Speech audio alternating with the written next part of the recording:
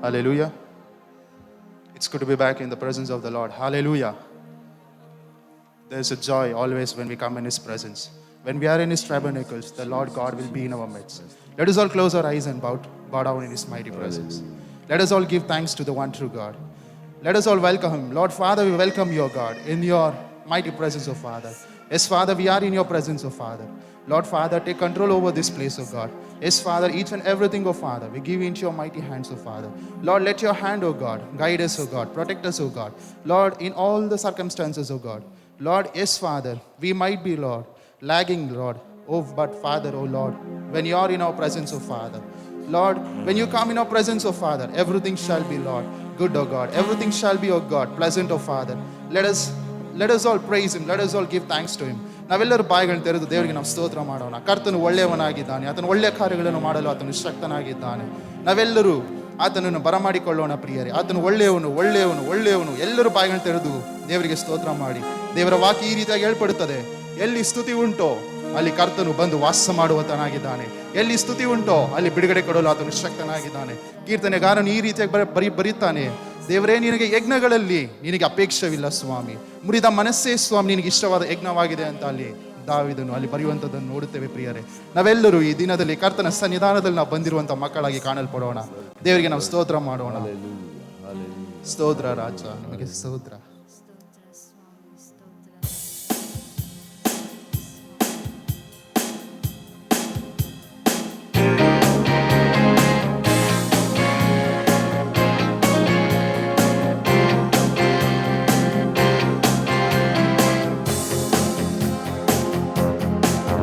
ಕರ್ತ ಒಳ್ಳೆಯವನು, ಆತ ಕೃಪೆಯು ಎಂದು ಇರುವುದು. ಕರ್ತ ಒಳ್ಳೆಯವನು, ಆತ ಕೃಪೆಯು ಎಂದು ಇರುವುದು. ಕರ್ತ ಒಳ್ಳೆಯವನು, ಆತ ಕೃಪೆಯು ಎಂದು ಇರುವುದು. ಕರ್ತ ಒಳ್ಳೆಯವನು, ಆತ ಕೃಪೆಯು ಎಂದು ಇರುವುದು. ಪರಲೋಕವು ತೆರೆಯುವ ಸಮಯ, ದೇವ ಮಹಿಮೆಯು ಇಳಿಯುತ್ತಿದೆ. ಪರಲೋಕವು ತೆರೆಯುವ ಸಮಯ, ದೇವ ಮಹಿಮೆಯು ಇಳಿಯುತ್ತಿದೆ. ಕರ್ತ ಒಳ್ಳೆಯವನು, ಆತನ ಕೃಪೆಯು ಎಂದು ಇರುವುದು. ಕರ್ತ ಒಳ್ಳೆಯವನು, ಆತನ ಕೃಪೆಯು ಎಂದು ಇರುವುದು. ಕರ್ತ ಒಳ್ಳೆಯವನು, ಆತನ ಕೃಪೆಯು ಎಂದು ಇರುವುದು. ಕರ್ತ ಒಳ್ಳೆಯವನು, ಆತನ ಕೃಪೆಯು ಎಂದು ಇರುವುದು. ಕರ್ತನ ಸ್ತುತಿಸಿ ಹಾಡುವಾಗ, ಪರಿಶುದ್ಧ ಸ್ಥಳದಲ್ಲಿ ಕೂಡಿ ಬಂದಾಗ. ಕರ್ತನ ಸ್ತುತಿಸಿ ಹಾಡುವಾಗ, ಪರಿಶುದ್ಧ ಸ್ಥಳದಲ್ಲಿ ಕೂಡಿ ಬಂದಾಗ. ಅಭಿಷೇಕದಿಂದ ನನ್ನ ತುಂಬಿಸುವ, ಮಹಿಮೆಯಿಂದ ನನ್ನ ಆವರಿಸುವ. ಅಭಿಷೇಕದಿಂದ ನನ್ನ ತುಂಬಿಸುವ, ಮಹಿಮೆಯಿಂದ ನನ್ನ ಆವರಿಸುವ. ಪರಲೋಕವು ತೆರೆಯುವ ಸಮಯ, ದೇವ ಮಹಿಮೆಯು ಇಳಿಯುತ್ತಿದೆ. ಪರಲೋಕವು ತೆರೆಯುವ ಸಮಯ, ದೇವ ಮಹಿಮೆಯು ಇಳಿಯುತ್ತಿದೆ. ಕರ್ತ ಒಳ್ಳೆಯವನು, ಆತನ ಕೃಪೆಯು ಎಂದು ಇರುವುದು. ಕರ್ತ ಒಳ್ಳೆಯವನು, ಆತನ ಕೃಪೆಯು ಎಂದು ಇರುವುದು. ಕರ್ತ ಒಳ್ಳೆಯವನು, ಆತನ ಕೃಪೆಯು ಎಂದು ಇರುವುದು. ಕರ್ತ ಒಳ್ಳೆಯವನು, ಆತನ ಕೃಪೆಯು ಎಂದು ಇರುವುದು. ಅನ್ಯ ಭಾಷೆಯ ನೀಡುವನು, ಅಗ್ನಿಯ ಅಭಿಷೇಕ ಸೇರಿಸುವನು. ಅನ್ಯ ಭಾಷೆಯ ನೀಡುವನು, ಅಗ್ನಿಯ ಅಭಿಷೇಕ ಸೇರಿಸುವನು. ಹೊರೆಯಿಂದ ನನ್ನ ತುಂಬಿಸುವ, ಆಯುಧವಾಗಿ ಮಾಡುವನು. ಹೊರೆಯಿಂದ ನನ್ನ ತುಂಬಿಸುವ, ಆಯುಧವಾಗಿ ಮಾಡುವನು. ಪರಲೋಕವು ತೆರೆಯುವ ಸಮಯ,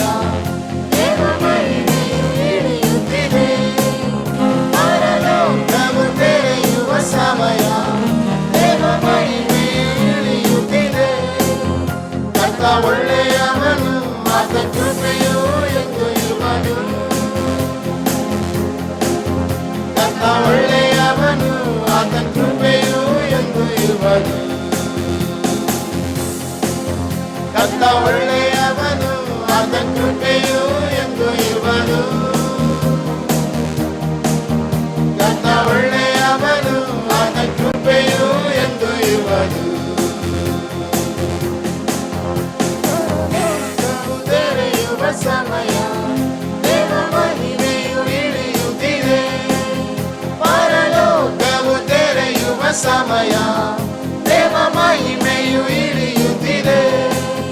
ಪರಲೋಕವು ತೆರೆಯುವ ಸಮಯ, ದೇವ ಮಹಿಮೆಯು ಇಳಿಯುತ್ತಿದೆ. ಪರಲೋಕವು ತೆರೆಯುವ ಸಮಯ, ದೇವ ಮಹಿಮೆಯು ಇಳಿಯುತ್ತಿದೆ. ಕರ್ತ ಒಳ್ಳೆಯವನು, ಆತ ಕೃಪೆಯು ಎಂದು ಇರುವನು. ಕರ್ತ ಒಳ್ಳೆಯವನು, ಆತ ಕೃಪೆಯು ಎಂದು ಇರುವನು. ಕರ್ತ ಒಳ್ಳೆಯವನು, ಆತ ಕೃಪೆಯು ಎಂದು ಇರುವನು. ಕರ್ತ ಒಳ್ಳೆಯವನು, ಆತ ಕೃಪೆಯು ಎಂದು ಇರುವನು. ಕರ್ತ ಒಳ್ಳೆಯವನು, ಆತ ಕೃಪೆಯು ಎಂದು ಇರುವನು. ಕರ್ತ ಒಳ್ಳೆಯವನು, ಆತ ಕೃಪೆಯು ಎಂದು ಇರುವನು.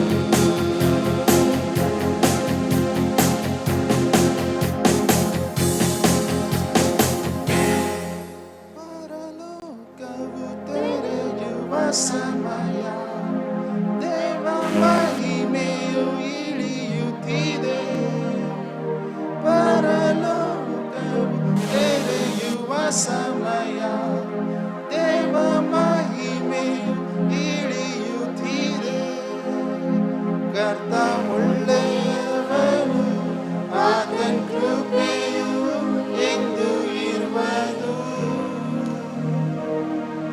ಕರ್ತ ಒಳ್ಳೆಯವನು, ಆತನ ಕೃಪೆಯು ಎಂದು ಇರುವನು.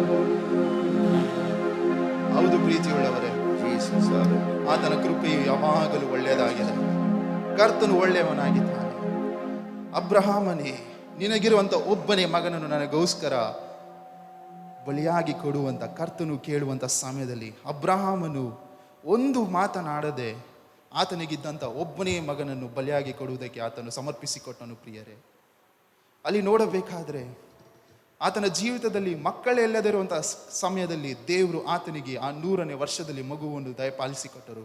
ಆದರೆ ಅಲ್ಲಿ ನೋಡಬೇಕಾದ್ರೆ ಈ ಸಾಕನ್ನು ನನಗೆ ಬಲಿಯಾಗಿ ಕೊಡುವಂಥ ಕರ್ತನು ಕೇಳುವಂಥ ಸಮಯದಲ್ಲಿ ಆತನು ಸಂಪೂರ್ಣವಾಗಿ ಒಪ್ಪಿಸಿಕೊಟ್ಟನು. ಪ್ರಿಯರೇ, ಅದೇ ರೀತಿಯಲ್ಲಿ ನಾವು ಕೂಡ ಈ ಸಮಯದಲ್ಲಿ, ಈ ದಿನದಲ್ಲಿ ದೇವಾದಿ ದೇವನಿಗೆ ನಾವು ಒಪ್ಪಿಸಿಕೊಡುವಂಥ ಮಕ್ಕಳಾಗಿ ಕಾಣಲ್ಪಡಬೇಕು.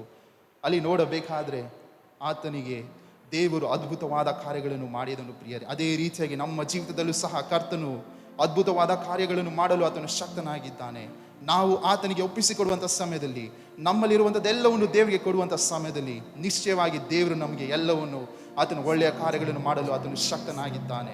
ಅಬ್ರಹಾಮನನ್ನು ಆಶೀರ್ವದಿಸಿದ ದೇವರು, ಈಸಾಕನನ್ನು ಆಶೀರ್ವದಿಸಿದ ದೇವರು, ಯಾಕೋಬನನ್ನು ನಡೆಸಿದ ದೇವರು, ಅದೇ ದೇವರು ನಮ್ಮ ಪಕ್ಷದಲ್ಲಿ ನಿಂತಿದ್ದಾರೆ. ಹಾಲೆಲೂಯ. ನಾವೆಲ್ಲರೂ ಕರಗಳನ್ನು ತಟ್ಟಿ ದೇವರಿಗೆ ನಾವು ಸ್ತೋತ್ರವನ್ನು ಮಾಡೋಣ. ಯಾಕೆಂದ್ರೆ ಆತನು ಪರಿಶುದ್ಧನಾಗಿದ್ದಾನೆ, ಮಹಿಮೆಯುಳ್ಳ ದೇವನಾಗಿದ್ದಾನೆ, ಒಳ್ಳೆಯ ಕರ್ತನಾಗಿದ್ದಾನೆ, ಅನುದಿನವೂ ನಮ್ಮ ಭಾರವನ್ನು ಹೊತ್ತು ನಡೆಸುವ ದೇವನಾಗಿದ್ದಾನೆ. ನಾವೆಲ್ಲರೂ ಆತನಿಗೆ ಮಹಿಮೆಯನ್ನು ಸಲ್ಲಿಸೋಣ. ನಾವೆಲ್ಲರೂ ಎದ್ದು ನಿಂತುಕೊಳ್ಳೋಣ ಈ ಸಮಯದಲ್ಲಿ.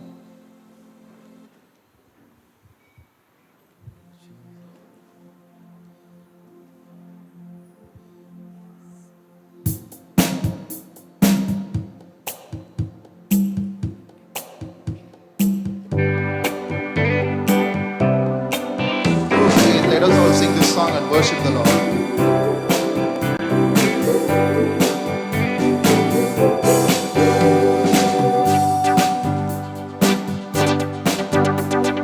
God is fighting for us. God is on our side. He has overcome. Yes, He has overcome. We will not be shaken. We will not be moved. Jesus, you are here. God is fighting for us. God is on our side. He has overcome. Yes, He has overcome. We will not be shaken. We will not be moved. Jesus, you are here. I will love our burdens, carrying our shame.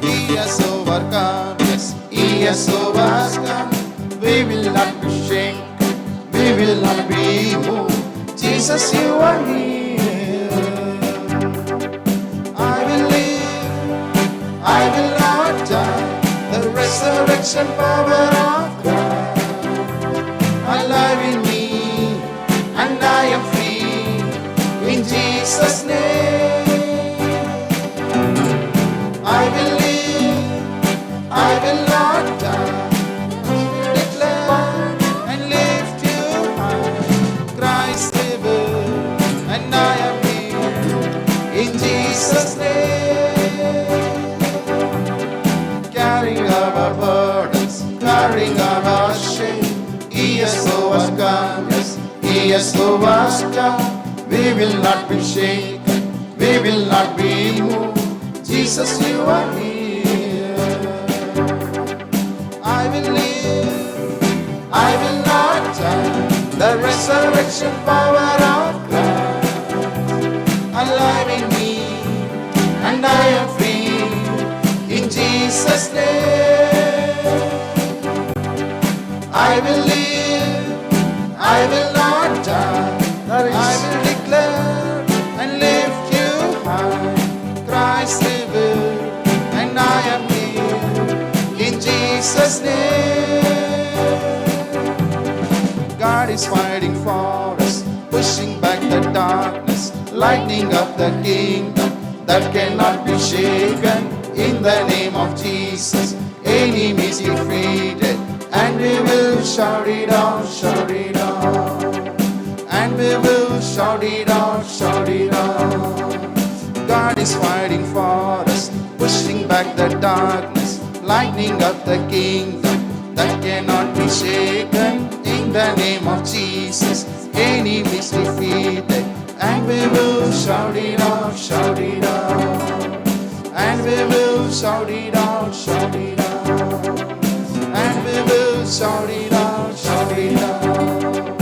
I will live, I will not die. The resurrection power of God alive in me, and I am free in Jesus' name. I will live, I will not die. The resurrection power of God alive in me, and I am free in Jesus' name. God is fighting for us, God is on our side. He has overcome us, He has overcome. We will not be shaken, we will not be moved. Jesus, you are here. God is fighting for us, God is on our side. He has overcome us, He has overcome. We will not be shaken, we will not be moved. Jesus, you are here. Jesus, you are here. Jesus, you are here. Jesus, you are here.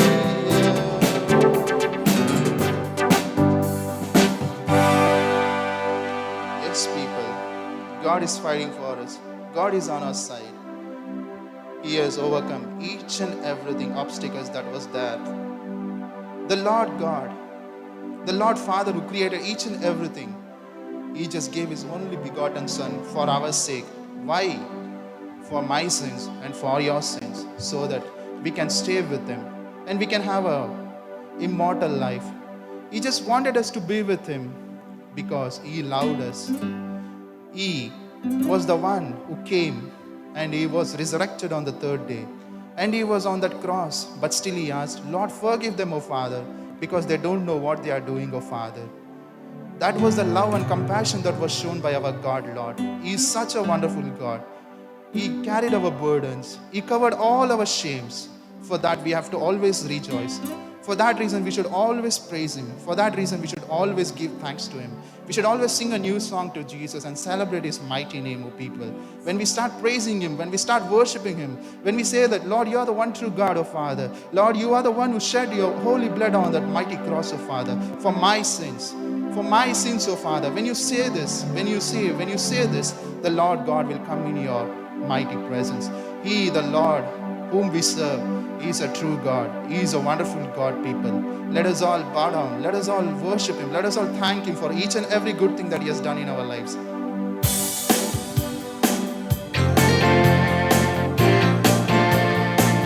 With joy, let us sing this song and worship the wonderful God.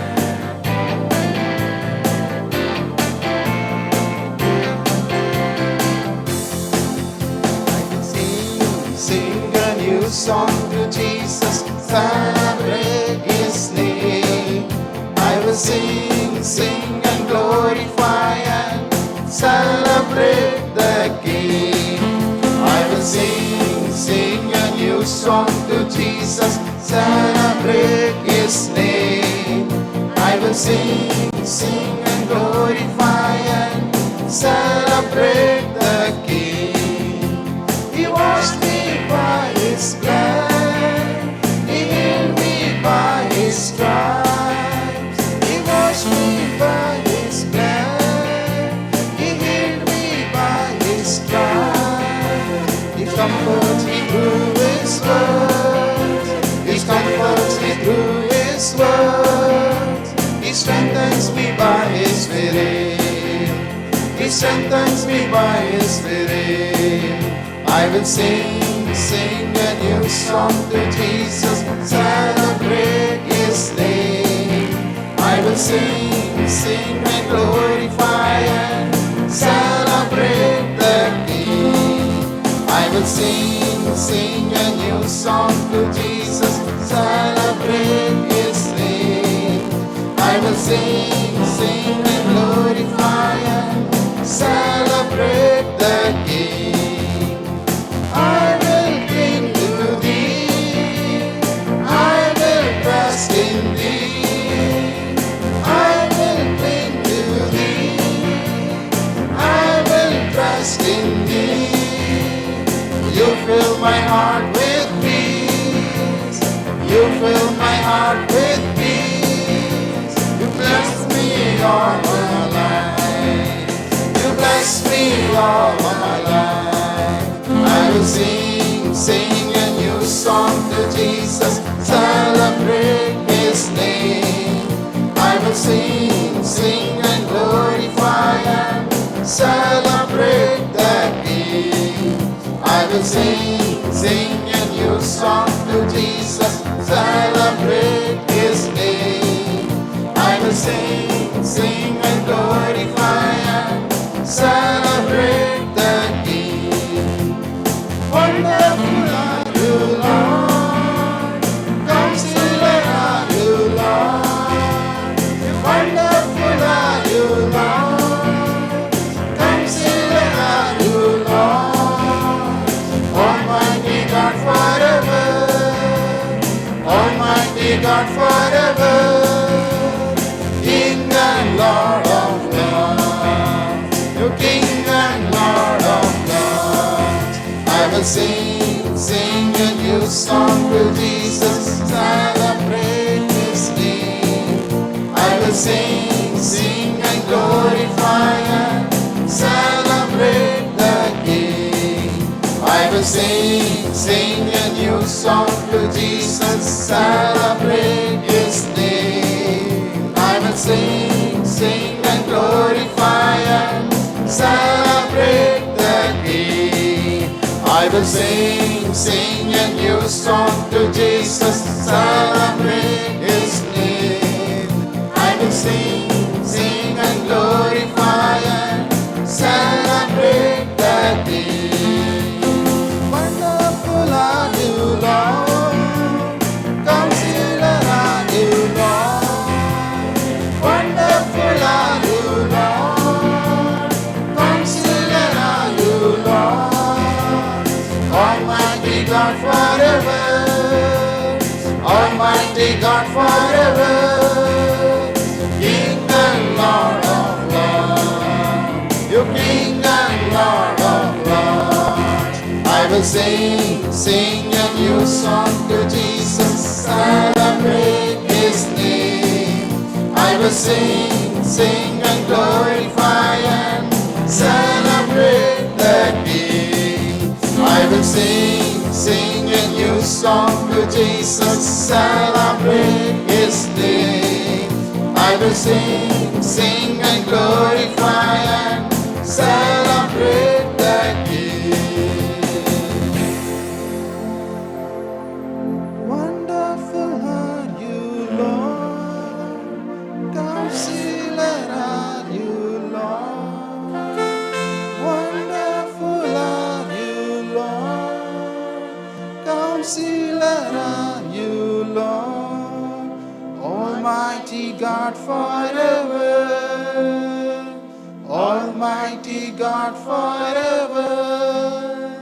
King and Lord of Lords. King and Lord of Lords. ಹೌದು ಪ್ರೀತಿಯುಳ್ಳವರೇ, ನಮ್ಮ ಕರ್ತನು ರಾಜಾದಿರಾಜನು, ಅರಸನು, ಮಹಿಮೆಯುಳ್ಳ ದೇವನು, ಪರಾಕ್ರಮಶಾಲಿಯಾದ ದೇವರು. ಕರ್ತನು ಒಳ್ಳೆಯವನಾಗಿದ್ದಾನೆ. Hallelujah. ಎಷ್ಟು ಜನ ನಂಬ್ತೀರ ಈ ದಿನದಲ್ಲಿ ಕರ್ತನು ಒಳ್ಳೆಯವನಾಗಿದ್ದಾನೆ? ಕರ್ತನು ಒಳ್ಳೆಯವನಾಗಿದ್ದಾನೆ. ಆತನ ಕೃಪೆಯು ಶಾಶ್ವತವಾದದ್ದು. ಆತನ ಕೃಪೆಯು ಯಾವಾಗಲೂ ನಮ್ಮ ಸಂಗಡ ವಾಸ ಮಾಡುವಂಥದ್ದಾಗಿದೆ. ಕರ್ತನಿಗೆ ನಾವು ಮಹಿಮೆಯನ್ನು ಸಲ್ಲಿಸೋಣ. ಆಕಾಶದಲ್ಲೂ ಭೂಮಿಯಲ್ಲೂ ಕರ್ತನೆ, ನಮ್ಮ ಸಂಗಡ ಇರುವವನು ನೀನು ಸ್ವಾಮಿ. ನನ್ನಲ್ಲೂ ನನ್ನ ಬಾಳಲ್ಲೂ ಕರ್ತನೆ, ಬರುವಾತನು ನೀನಾಗಿದೆಯಾ ಸ್ವಾಮಿ. ಅದಕ್ಕಾಗಿ ನಿಮಗೆ ನಾನು ಸ್ತೋತ್ರ ಮಾಡ್ತೇನೆ ಕರ್ತನೆ ಅಂತ ಕರ್ತನನ್ನು ಹಾಡಿ ನಾವು ಕೊಂಡಾಡುವಂಥ ಮಕ್ಕಳಿಗೆ ಕಾಣಲ್ಪಡೋಣ.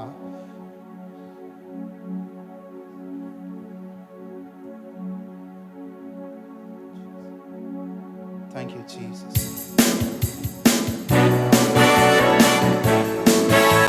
ಕರಗಳನ್ನು ತಟ್ಟಿ ದೇವರಿಗೆ ನಾವು ಸ್ತೋತ್ರ ಮಾಡೋಣ.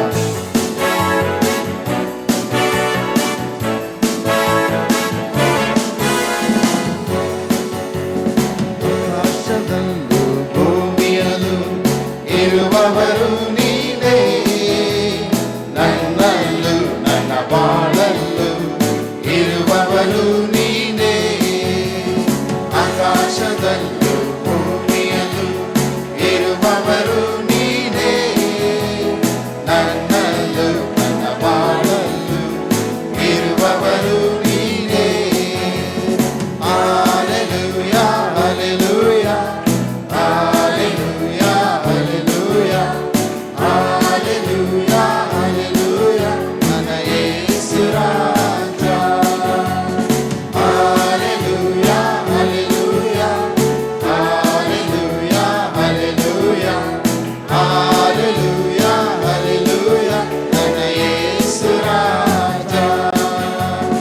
ಆಕಾಶದಲ್ಲೂ ಭೂಮಿಯಲ್ಲೂ ಇರುವವರು ನೀವೇ, ನನ್ನಲ್ಲೂ ನನ್ನ ಬಾಳಲ್ಲೂ ಇರುವವರು ನೀವೇ. ಆಕಾಶದಲ್ಲೂ ಭೂಮಿಯಲ್ಲೂ ಇರುವವರು ನೀವೇ, ನನ್ನಲ್ಲೂ ನನ್ನ ಬಾಳಲ್ಲೂ ಇರುವವರು ನೀನೇ. ನನ್ನ ಜೊತೆಯಲ್ಲಿ ಇರುವವರು ಯೆಹೋವ ಶಮ್ಮಾ ದೇವರು, ಅವರೇ ಜೀವನ ಕೋಟೆಯು, ಯಾವ ಭಯವೂ ನನಗಿಲ್ಲ. ನನ್ನ ಜೊತೆಯಲ್ಲಿ ಇರುವವರು ಯೆಹೋವ ಶಮ್ಮಾ ದೇವರು, ಅವರೇ ಜೀವನ ಕೋಟೆಯು, ಯಾವ ಭಯವೂ ನನಗಿಲ್ಲ. Hallelujah hallelujah hallelujah hallelujah hallelujah hallelujah ನನ್ನ ಯೇಸು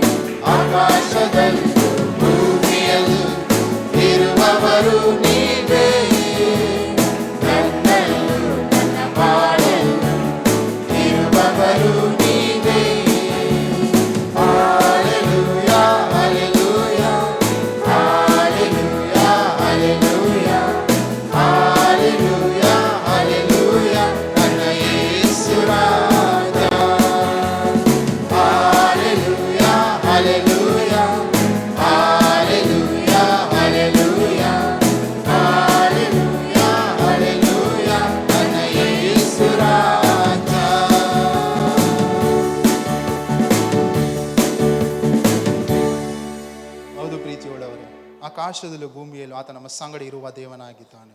ಆ ನಂಬಿಕೆ ಮುಖಾಂತರ ನಾವೆಲ್ಲರೂ ಈ ಸಮಯದಲ್ಲಿ ಕರ್ತನ ಸನ್ನಿಧಾನದಲ್ಲಿ ಕೂತುಕೊಳ್ಳೋಣ. ದೇವರು ತಾನೇ ಕರ್ತನೇ ಅಪ್ಪ ಇಲ್ಲಿವರೆಗೂ ನಮ್ಮ ನಡೆಸಿಕೊಂಡು ಬಂದಂಥ ಮಹಾಕೃಪೆಗಾಗಿ ಸ್ತೋತ್ರ ಕರ್ತನೆ. ಅಪ್ಪ ಇನ್ನು ಮುಂದೆ ನಡೆಸುವುದಕ್ಕಾಗಿ ನಿಮಗೆ ಸ್ತೋತ್ರ ಕರ್ತನೆ. ಪ್ರತಿಯೊಂದು ಕಾರ್ಯಗಳಲ್ಲಿ ನಮ್ಮ ಸಂಗಡ ಇದ್ದದಕ್ಕಾಗಿ ಸ್ತೋತ್ರ ಕರ್ತನೆ. ನೀವೇ ಆದಿಯು ಅಂತ್ಯವಾಗಿ ನಡೆಸಿಕೊಡು, ಯೇಸುವಿನ ನಾಮದಲ್ಲಿ ತಂದೆಯೇ, amen. For the sermon we will I would like to call Pastor Anand to pray.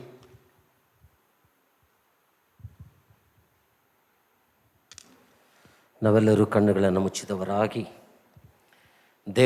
ದೇವರ ವಾಕ್ಯಕ್ಕಾಗಿ ನಾವು ಕಾದುಕೊಂಡಿರೋಣ. ದೇವರು ನಮ್ಮ ಸಂಗಡ ಮಾತನಾಡುವಂಥ ದೇವರಾಗಿದ್ದಾರೆ. ಅಬ್ರಹಾಮನನ್ನು ಕರೆದು ಆಶೀರ್ವಾದದ ನಿಧಿಯಾಗಿ ಮಾರ್ಪಡಿಸಿದಂಥ ದೇವರು, ಸಾಮುವೇಲನನ್ನು ಕರೆದು ದೊಡ್ಡ ಪ್ರವಾದಿಯಾಗಿ ಮಾರ್ಪಡಿಸಿದಂಥ ದೇವರು, ಗಿದ್ಯೋನನ್ನು ಕರೆದು ಪರಾಕ್ರಮಶಾಲಿ ಎಂಬುದಾಗಿ ಕರೆದಂಥ ದೇವರು, ಸೌಲನನ್ನು ಪೌಲನಾಗಿ ಮಾರ್ಪಡಿಸುವುದಕ್ಕಾಗಿ ಮಾತನಾಡಿದಂಥ ದೇವರು, ಆದಿಯಲ್ಲಿ ವಾಕ್ಯವಾಗಿದ್ದಂಥ ದೇವರೇ ಬೆಳಗಿನ ಜಾವದಲ್ಲಿ ನಮ್ಮ ಸಂಗಡ ನೀನು ಮಾತನಾಡಬೇಕಾಗಿ ನಾವು ಬೇಡಿಕೊಳ್ಳುತ್ತೀವಿ ದೇವರೇ. ನಿನ್ನ ವಾಕ್ಯದಲ್ಲಿ ಬಲ ಉಂಟು, ಅದು ಜೀವ ಉಂಟು ಎಂಬುದಾಗಿ ಸತ್ಯವೇದದಲ್ಲಿ ನಾವು ನೋಡಿದ ಪ್ರಕಾರವಾಗಿ ಸ್ವಾಮಿ, ಇದೆಲ್ಲಲ್ಲಿ ಬಳಲಿ ಹೋಗಿರುವಂಥ ಪ್ರತಿಯೊಂದು ಮಕ್ಕಳ ಮೇಲೆ ನಿನ್ನ ಪ್ರಸನ್ನತೆಯು, ವಾಕ್ಯದ ಮಹಿಮೆಯು ಇಳಿದು ಬರಲಿ ಎಂಬುದಾಗಿ ನಾವು ಬೇಡುವರಾಗಿದ್ದೇವೆ ಸ್ವಾಮಿ. ಮಾತನಾಡುವಂಥ ನನ್ನ ದಾಸನ ಮೇಲೆ ನಿನ್ನ ಪ್ರಸನ್ನತೆಯು, ನಿನ್ನ ಪರಾಕ್ರಮವು ಇಳಿದು ಬರಲಿ ಸ್ವಾಮಿ. ನಿನ್ನ ಅಭಿಷೇಕದಿಂದ ಈ ದಿನದಲ್ಲಿ ಕರ್ತನೆ ತುಂಬಿಸಿ ನಡೆಸು ಎಂಬುದಾಗಿ ನಾವು ಬೇಡುತ್ತೇವೆ. ಟ್ರಾನ್ಸ್ಲೇಷನ್ ಮಾಡುವಂಥ ಸಹೋದರಿಗಾಗಿಯೂ ಸಹ ನಾವು ಬೇಡುತ್ತೇವೆ ಸ್ವಾಮಿ. ತಕ್ಕ ವಾಕ್ಯಗಳನ್ನು ನಾಲಿಗೆಗಳಲ್ಲಿ ಬಾಯಲ್ಲಿ ನೀನು ಕೊಡು ಎಂಬುದಾಗಿ ನಾವು ಬೇಡುತ್ತೇವೆ ಸ್ವಾಮಿ. ಕರ್ತನಾದ ದೇವರೇ, ವಾಕ್ಯಕ್ಕೆ ವಿರುದ್ಧವಾದ ಕ್ರಿಯೆಗಳನ್ನು ಯೇಸು ಕ್ರಿಸ್ತನ ಜೀವಳ ನಾಮದಲ್ಲಿ ನಾನು ಕಟ್ಟಿ ಪ್ರಾರ್ಥಿಸ್ತಾ ಇದ್ದೇನೆ ದೇವರೇ. ನಮ್ಮ ಕಣ್ಣುಗಳು, ನಮ್ಮ ಕಿವಿಗಳು, ನಮ್ಮ ಮನಸ್ಸುಗಳು ನಿನ್ನನ್ನೇ ದುಸ್ಸಿಸಿ ನೋಡುವಂತೆ ಎಲ್ಲವೂ ತೊರೆಯಲ್ಪಟ್ಟಿರಲಿ ಎಂಬುದಾಗಿ ನಾವು ಬೇಡುತ್ತೇವೆ ದೇವರೇ. ಕರ್ತನೇ ಸ್ವಾಮಿ, ಈ ವಾಕ್ಯದ ಕಾರ್ಯಗಳನ್ನು ನೀನೇ ಕರ್ತನೇ ಸ್ವಾಮಿ ತೆಗೆದುಕೊಂಡು ನಡೆಸು ಎಂಬುದಾಗಿ ನಾವು ಬೇಡುತ್ತೇವೆ. ನಿನ್ನ ನಾಮ ಮಹಿಮೆ ಪಡಲೆಂಬುದಾಗಿ ಬೇಡುತ್ತೇವೆ. ಸ್ತುತಿ ಘನ ಮಹಿಮೆ ನೀನೊಬ್ಬನಿಗೆ ಎಲ್ಲವನ್ನು ಸಲ್ಲಿಸಿ ಯೇಸು ಕ್ರಿಸ್ತನ ಮುದ್ದಾದ ನಾಮದಲ್ಲಿ ಎಲ್ಲವನ್ನ ಬೇಡಿ ಪಡೆದುಕೊಳ್ಳುತ್ತೀವಿ ನಮ್ಮ ಪರಲೋಕ ತಂದೆಯೇ. ಕರ್ತನ ವಾಕ್ಯಕ್ಕಾಗಿ ನಾವು ಕರಗಳನ್ನು ತಟ್ಟಿ ಮಹಿಮೆ ಪಡಿಸೋಣ, ಬರಮಾಡಿಕೊಳ್ಳೋಣ.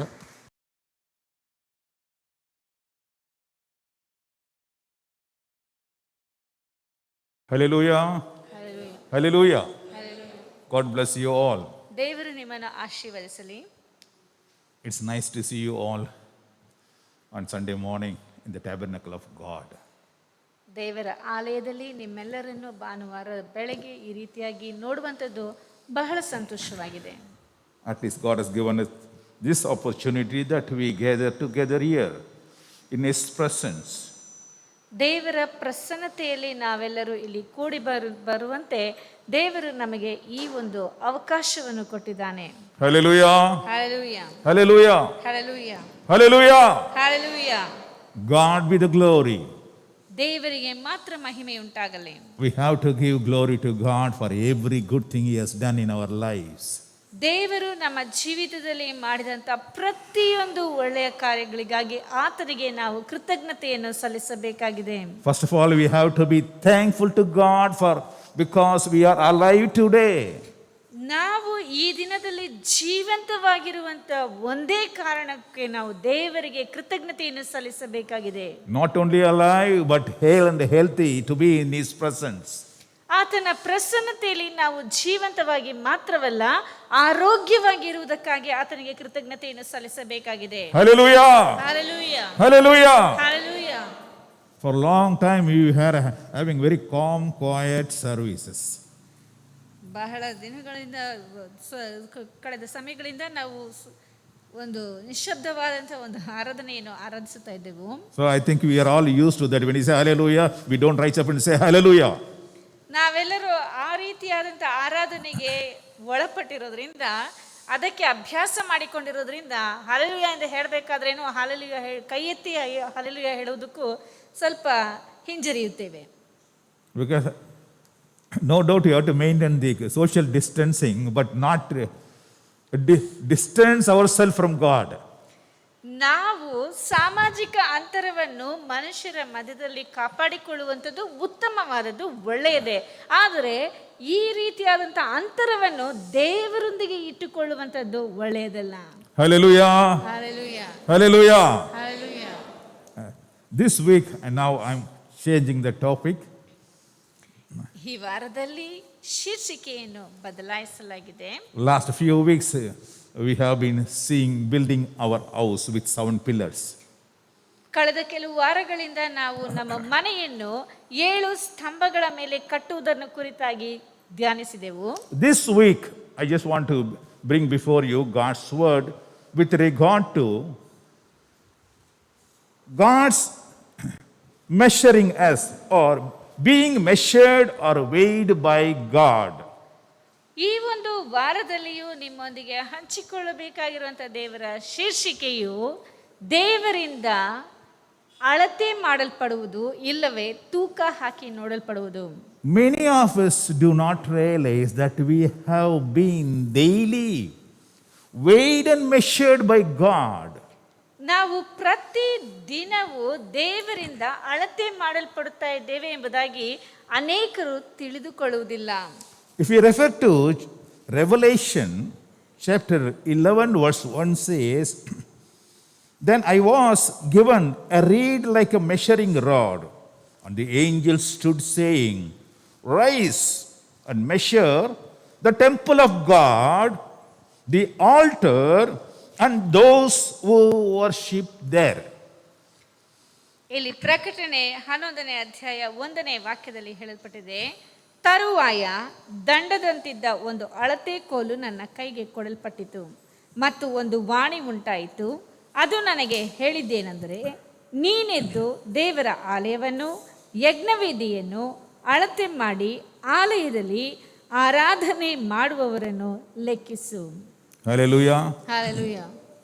In Ezekiel also, chapter 42 verse 15 says, now when he had finished measuring the inner temple, he brought me out through the gateway that faces toward the east and measured it all around.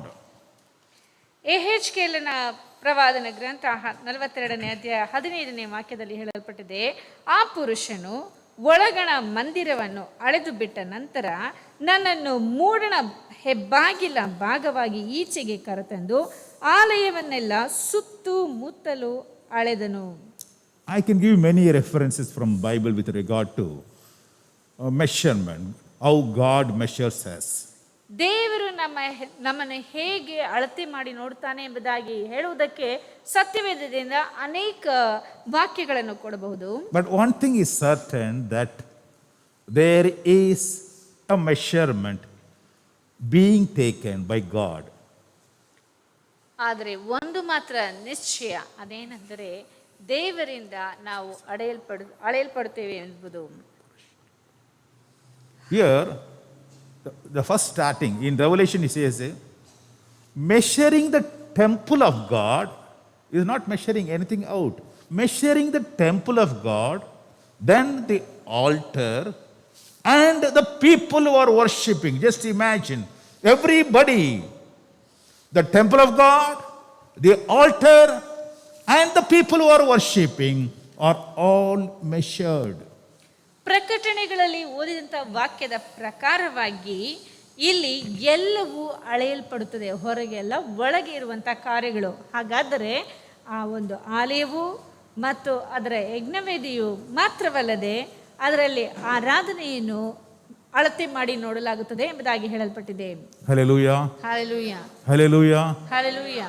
What does it mean by temple of measuring a temple of God, the altar, and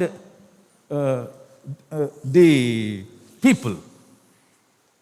ಇಲ್ಲಿ ಆಲಯವನ್ನು, ಯಜ್ಞವೇದಿಯನ್ನು ಮತ್ತು ಜನರನ್ನು ಅಳತೆ ಮಾಡಿ ನೋಡುವುದು ಅಂದರೆ ಏನು? Does it really mean the building? ಅದು ನಿಜವಾಗಲೂ ಕಟ್ಟಡವನ್ನು ಕುರಿತಾಗಿ ಹೇಳಲ್ಪಟ್ಟಿದೆಯಾ? In my opinion, I'll say it is you and me. ನನ್ನ ಪ್ರಕಾರವಾಗಿ ನಾನು ಹೇಳುವಂಥದ್ದು ನನ್ನನ್ನು ನಿನ್ನನು ಎಂಬುದಾಗಿ. Because Bible very clearly says, you are the temple of God. ಯಾಕೆಂದರೆ ಸತ್ಯವೇದದಲ್ಲಿ ಸ್ಪಷ್ಟವಾಗಿ ಹೇಳಲ್ಪಟ್ಟಿದೆ, ನೀವೇ ದೇವರ ಆಲಯವಾಗಿದ್ದೀರಿ ಎಂಬುದಾಗಿ. In 1 Corinthians chapter 6 verse 19 says, do you not know that your body, what is that? Our body is the temple of God. It is, see, the body, the physical body is the temple of God. ಇಲ್ಲಿ ಸತ್ಯವೇದದಲ್ಲಿ ಹೇಳಿರುವಂತ ಪ್ರಕಾರವಾಗಿ ನಾವು ಗಮನಿಸಿ ನೋಡಬೇಕಾದರೆ 1 ಕೊರಿಂಥದವರಿಗೆ ಬರೆದ ಪತ್ರಿಕೆ 6ನೇ ಅಧ್ಯಾಯ 19ನೇ ವಾಕ್ಯದಲ್ಲಿ ಹೇಳಲ್ಪಟ್ಟಿದೆ, ದೇವರಿಂದ ದೊರಕಿ ನಿಮ್ಮೊಳಗೆ ನೆಲೆಗೊಂಡಿರುವ ಪವಿತ್ರಾತ್ಮನಿಗೆ ನಿಮ್ಮ ದೇಹವು ಗರ್ಭಗುಡಿಯಾಗಿದೆ. ಹಾಗಾದರೆ ನಮ್ಮ ದೇಹವು ದೇವರ ಆಲಯವಾಗಿದೆ ಎಂಬುದಾಗಿ ಹೇಳಲ್ಪಟ್ಟಿದೆ. Hallelujah. Hallelujah. So the measuring the temple means measuring your physical actions, your body, your physical body. God measures what you are doing with your physical body, your eyes, your ears, your legs, your heart, your leg, the whole complete body, the physical body. And these actions are being measured or weighed by God. ನಮ್ಮ ದೇಹವು ಅಳೆಯಲ್ಪಡುತ್ತದೆ ಎಂಬುದಾಗಿ ಹೇಳಲ್ಪಡುವಂತಹ ಸಮಯದಲ್ಲಿ ನಾವು ಮಾಡುವಂಥ ಪ್ರತಿಯೊಂದು ಕ್ರಿಯೆಗಳು, ಅಂದರೆ ಬಾಯಿಂದ ಮಾತಾಡುವಂಥದ್ದು, ಕಿವಿ, ಕಣ್ಣು, ಮೂಗು, ಬಾಯಿ, ಕೈ, ಕಾಲುಗಳಿಂದ ನಾವು ನಡೆಸುವಂಥ ಪ್ರತಿಯೊಂದು ಕೃತ್ಯಗಳನ್ನು, ಅಂದರೆ ಕ್ರಿಯೆಗಳನ್ನು ಅದು ಅಳತೆ ಮಾಡಿ ನೋಡುವಂಥದ್ದಾಗಿ ಕಾಣಲ್ಪಡುತ್ತದೆ. The next is the altar. What is next measured is altar. ನಂತರವಾಗಿ ಗಮನಿಸಿ ನೋಡಬೇಕಾದ್ರೆ ಅದು ಯಜ್ಞವೇದಿ ಎಂಬುದಾಗಿ ಹೇಳಲ್ಪಟ್ಟಿದೆ. What is altar? It is a place where you honor and worship God. ಅಲ್ಲಿ ಯಜ್ಞವೇದಿ ಎಂದು ಹೇಳಲ್ಪಡಬೇಕಾದ್ರೆ ಅದು ಏನೆಂದು ನೋಡುವಾಗ ಅಲ್ಲಿ ದೇವರನ್ನು ಆರಾಧಿಸಿ ಸ್ತುತಿಸುವಂತ ಸ್ಥಳವಾಗಿದೆ. Which is the altar in our life? It is our heart. In our heart we worship God. ನಮ್ಮ ಜೀವಿತದಲ್ಲಿ ಆ ಒಂದು ಯಜ್ಞವೇದಿಯು ಯಾವುದು ಎಂಬುದಾಗಿ ಗಮನಿಸಿ ನೋಡುವಾಗ ಅದು ನಮ್ಮ ಹೃದಯವಾಗಿದೆ. ಆ ಹೃದಯದಲ್ಲಿಯೇ ನಾವು ದೇವರನ್ನು ಸ್ತುತಿಸುತ್ತೇವೆ. In Deuteronomy chapter 11 verse 16 says, take it to yourself, lest your heart be deceived, and you turn aside and serve other gods and worship them. Where we worship in our heart. That is the altar God provided in the temple. That is, the body is our temple, is a temple of God. Inside is an altar. That is our heart. ಧರ್ಮೋಪದೇಶ ಕಾಂಡ 11ನೇ ಅಧ್ಯಾಯ 16ನೇ ವಾಕ್ಯದಲ್ಲಿ ಹೇಳಲ್ಪಟ್ಟಿದೆ, ಆದರೆ ನೀವು ಎಚ್ಚರದಿಂದಿರಬೇಕು, ನೀವು ಭ್ರಾಂತಿಗೊಂಡು ಯೆಹೋವನು ಹೇಳಿದ ಮಾರ್ಗವನ್ನು ಬಿಟ್ಟು ಇತರ ದೇವರುಗಳನ್ನು ಅವಲಂಬಿಸಿ ಪೂಜಿಸಿದರೆ ಹಾಗಾದರೆ ಆತನು ನಿಮ್ಮ ಮೇಲೆ ಸಿಟ್ಟು ಮಾಡಿಕೊಳ್ಳುವನು. ಹಾಗಾದರೆ ನಾವು ಆರಾಧಿಸುವಂಥದ್ದು ಹೇಗೆ? ನಮ್ಮ ಹೃದಯದಿಂದ, ಅಂದರೆ ನಮ್ಮ ಹೃದಯವೇ ದೇವರಿಗೆ ಕೊಡಲ್ಪಡುವಂಥ ಒಂದು ಯಜ್ಞವೇದಿಯಾಗಿ ಕಾಣಲ್ಪಡುತ್ತದೆ. ದೇಹವು ಒಂದು ಆಲಯವಾಗಿದ್ದರೆ ನಮ್ಮ ಹೃದಯವು ಆತನಿಗೆ ಆರಾಧನೆಯನ್ನು ಸಲ್ಲಿಸುವಂಥ, ಸ್ತುತಿಸುವಂಥ ಒಂದು ಯಜ್ಞವೇದಿಯಾಗಿ ಕಾಣಲ್ಪಡುತ್ತದೆ. We can call it as heart or mind or soul. It's a soul. ಇದನ್ನು ಈ ರೀತಿಯಾಗಿ ಹೇಳಬಹುದು, ನಮ್ಮ ಮನಸ್ಸು, ಹೃದಯ, ಆತ್ಮ ಎಂಬುದಾಗಿ. So in that we worship God. In that we worship God. ಆ ಒಂದು ಕಾರ್ಯಗಳಿಂದ, ಅಂದರೆ ಆತ್ಮ, ಪ್ರಾಣ, ಹೃದಯದಿಂದ ನಾವು ದೇವರನ್ನು ಆರಾಧಿಸುತ್ತೇವೆ. And next is the people who are worshiping also measured. ನಂತರವಾಗಿ ಗಮನಿಸಿ ನೋಡಬೇಕಾದ್ರೆ ಅಲ್ಲಿ ಆರಾಧಿಸುವಂತ ಜನರು ಸಹ ಅಳತೆ ಮಾಡಲ್ಪಡುತ್ತಾರೆ. Who's that person? ಆ ವ್ಯಕ್ತಿಯು ಯಾರು? It's you. You are worshiping God in the temple, that is the body, with the altar, that is your heart, by your human spirit. Human spirit, that is you, are the worshippers, worshipping God, that is in the temple of the body, that is the temple of God, on the altar of your heart. ದೇವರನ್ನು ಆರಾಧಿಸುವಂಥದ್ದು ಯಾರು? ಅದು ನಾವೇ. ಮನುಷ್ಯರಾಗಿರುವಂಥ ನಾವು ದೇವರನ್ನು ಆರಾಧಿಸುತ್ತೇವೆ. ಹೇಗೆ ದೇವರು ವಾಸ ಮಾಡುವಂಥ, ಅಂದರೆ ದೇವರಿಗೆ ಗುಡಿ ಅಂದರೆ ಒಂದು ದೇವಸ್ಥಾನವಾಗಿ ಆಲಯವಾಗಿ ಕಾಣಲ್ಪಡುವಂಥ ಈ ಒಂದು ದೇಹದಿಂದ ನಮ್ಮ ಹೃದಯವೆನ್ನುವಂಥ ಯಜ್ಞವೇದಿಯ ಮೇಲೆ ನಾವು ಆತನನ್ನು ನಮ್ಮ ಆತ್ಮನಿಂದ ಆರಾಧಿಸುವಂಥವರಾಗಿರುತ್ತೇವೆ. It means the body, heart, the soul, and the spirit, that human spirit, worship God. ಹಾಗಾದರೆ ನಮ್ಮ ದೇಹವು, ಆತ್ಮ, ಪ್ರಾಣ, ಮನುಷ್ಯನ ಆತ್ಮವು ಅದು ದೇವರನ್ನು ಆರಾಧಿಸುವಂಥದ್ದಾಗಿದೆ. So all three are measured. If you are a human, if I am there, God measures my body actions, my heart, thinking, mind, everything, that is soul, and my human spirit. All three are measured by God daily, my dear friend.